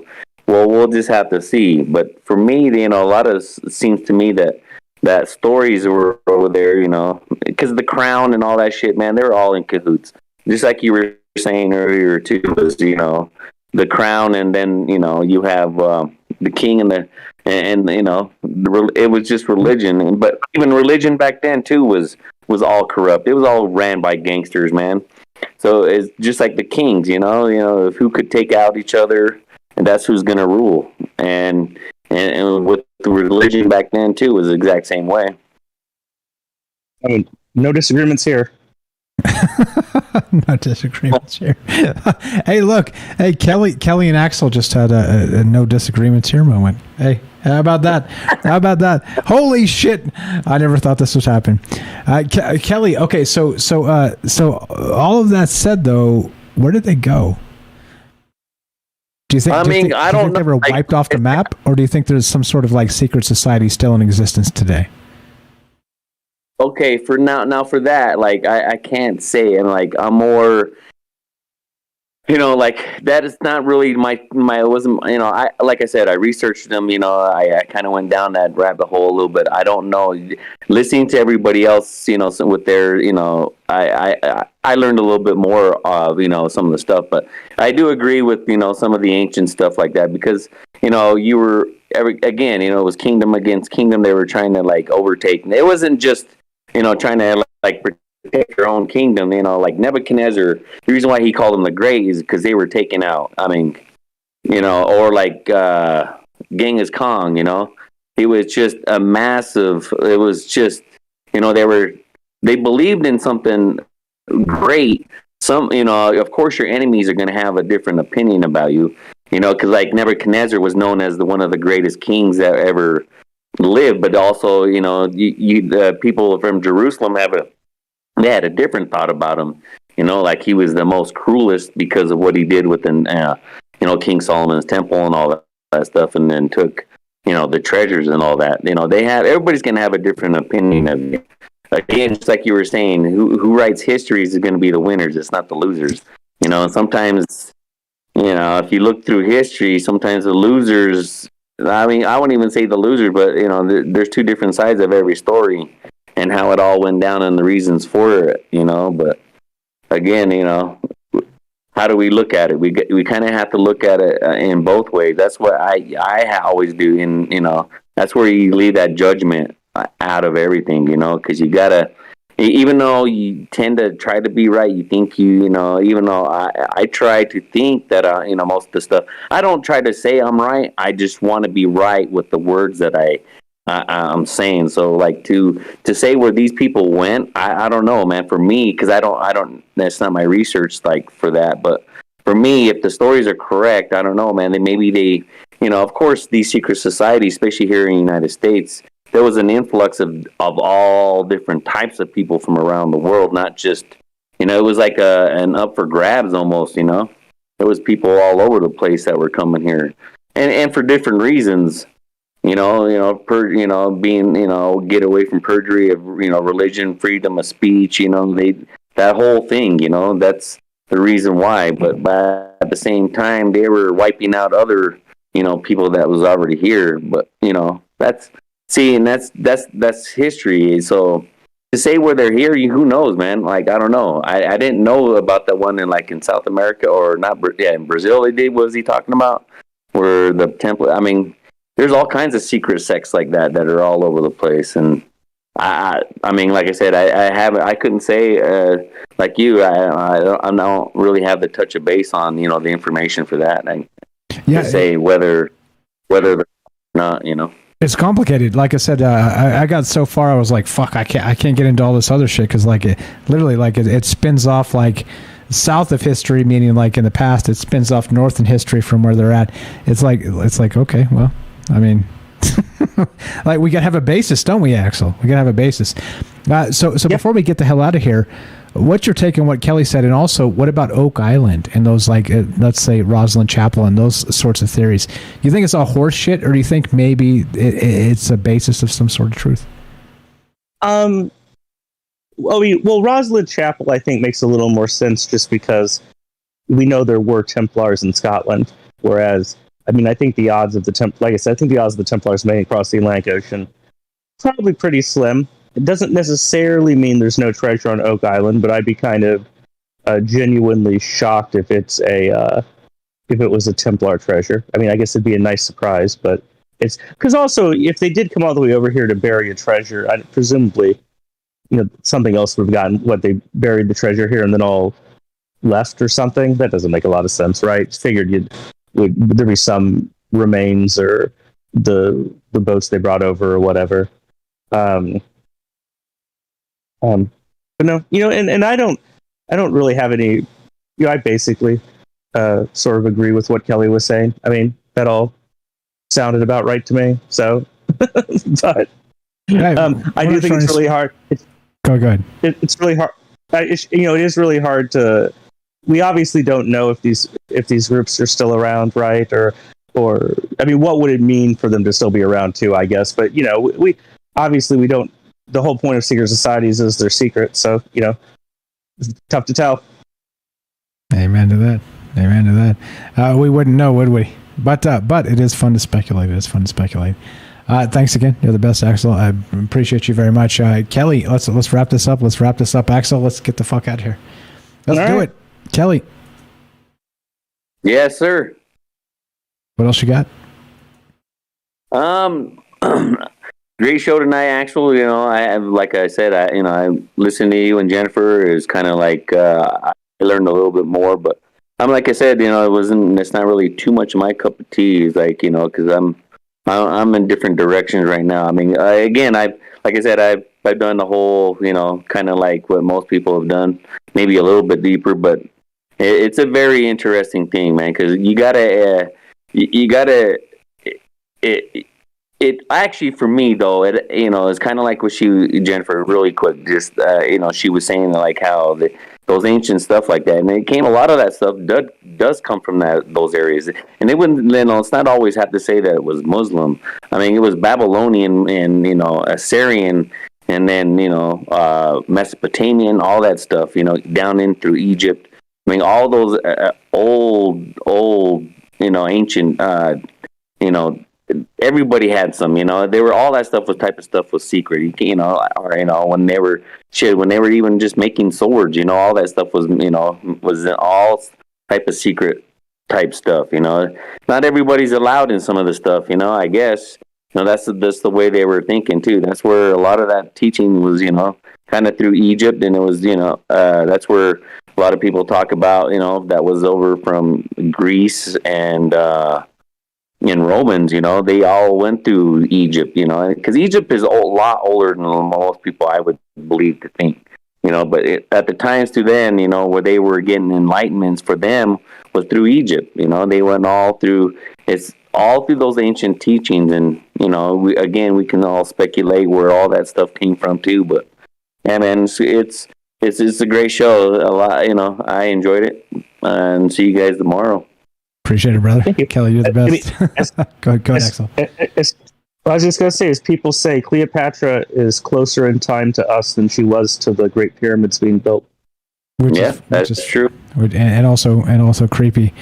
And like I said, this is why we have sort of the open source format of this show. Again, I can't thank Axel enough. You're the best, bro. He volunteered. He's like, hey, like we were talking about this sort of off the cuff in a post show chat. He pops in from time to time. He does tarot readings, by the way. If you want a tarot reading by Axel, come join the Discord, troubledminds.org. Click the Discord link. He's like, oh, Mike doesn't like that. I don't. We're just not going to do it on the show, but you're totally welcome to come and get a free reading by Axel if you want to do that. But it's just one of those things, like a kind of you draw the lines of like, this is what Troubled Minds is. We're going to do this on Troubled Minds, and hey, I'm not the arbiter of anything. I don't know anything about anything, and I think that's actually the probably the best way to take it, because you learn more and more every day. And I learned a ton tonight, so thank you, Axel. Thanks to Kelly and James and Jennifer and Night Stalker, all the people that called in tonight, and of course, super mucho thanks to you, Axel. Let's get the fuck out, bro. Go right. Take the dog out. Go take the dog out. Yeah, I think I'm going to go to bed. But thanks for having me. Thanks, audience, for listening to me. I'll catch you guys around sometime. There it goes. Follow Axel on Twitter. You can find him twitter.com/Axel Steele, just like it's spelled right there on the damn thing. I got the thing. Go to sleep, buddy.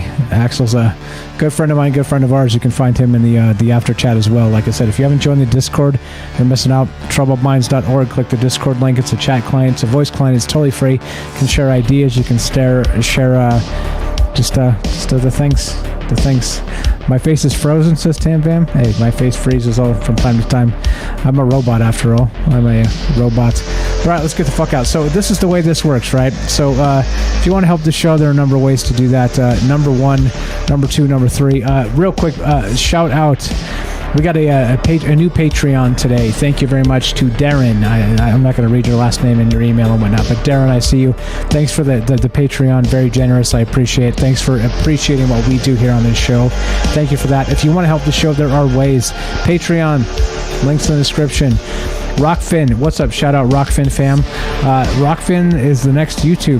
Rockfin is it's not censorship. It's decentralized. It's based on a crypto platform. It's go check out Rockfin if you don't. Sherry's over there. Tam Bam's over there. What's up? Ronald's over there. The Robert's over there. We got Luz Maria's over there. What's up? I see it. What's up? We got you guys know Ronald's over there. Sherry and Vicky, and of course Donna. You name it. All the folks we're talking about over there. Ronald, there it is. Hey, look, Rockfin, you can sub up over there. You get not just Troubled Minds premium content. You get tons of. You get Sam Tripoli. You get Crow 777. You get Abby Martin, Empire Files. You get Michael Tracy. You get on and on and on. There's so many people over there. Jimmy Dore. It's the best value. You can sub up right below in a if you pay $10 a month, they take like a tiny bit of it and send the rest to me in crypto. That's hard to argue with that, right? So anyway, that Patreon, that Rockfin, and then we got Twitch, of course. You guys know Twitch, Monday, Friday, the news show. And of course, look, if you don't want to spend money, I understand. If you do also and want some swag, troubledfans.com. You will not find me oiled up on a fuzzy couch. You will find Troubled Minds merch, troubledfans.com. Go there. Do the thing. There's hats, there's shirts, there's a patch now, there's a mouse pad, there's stickers, there's all kinds of shit. Go check it out. It's selling some stuff over there, so I appreciate you guys very much for that. If you don't want to spend money and you want to help the show, it's super easy. It's super easy. Spread the word. We can beat the algorithms by just spreading the word, right? That's the thing, right? Like, we are not beholden to the computers and what they tell us to want and tell us what to think. Hey, spread the word. And also, you can listen to the podcast feed, Spotify, iTunes, anywhere you find your podcasts for free. There's ads baked in, and if you listen to an old show, there's over 400 episodes. 400 episodes on the podcast feed. There you go. Please don't forget to follow all the amazing people that contribute to the show. It's not just me. I'm just little old me. And as you know, I have my limitations, and I'm freely admitting those limitations, okay? And you saw that tonight. But the point is to follow the amazing folks that actually make this show happen and actually make this show what it is. It's not just me. It's us. I'm me. You're you. And together we're us. Have a fantastic night, guys. Thank you so much for being part of this as it ends. I know the music's done, but I got more to say. Just a couple quick things. Be sure. Be strong. Be true. Thank you for listening. From our troubled minds to yours, have a great night. We'll be back tomorrow. Ash, maybe. They're having the UFO hearings tomorrow morning at 7 a.m. Approximately, 9 hours from now, right? 8.5, 9 hours. So we'll be talking about that tomorrow. I'll have clips. I'll have all the things. And there you go. So more of that. Thank you so much for being part of this. I'm out. Michael Strange out. We'll catch you guys in the after show chat, and you can join that at troubledminds.org. Click the Discord link, and we're out. Oh, have a great night.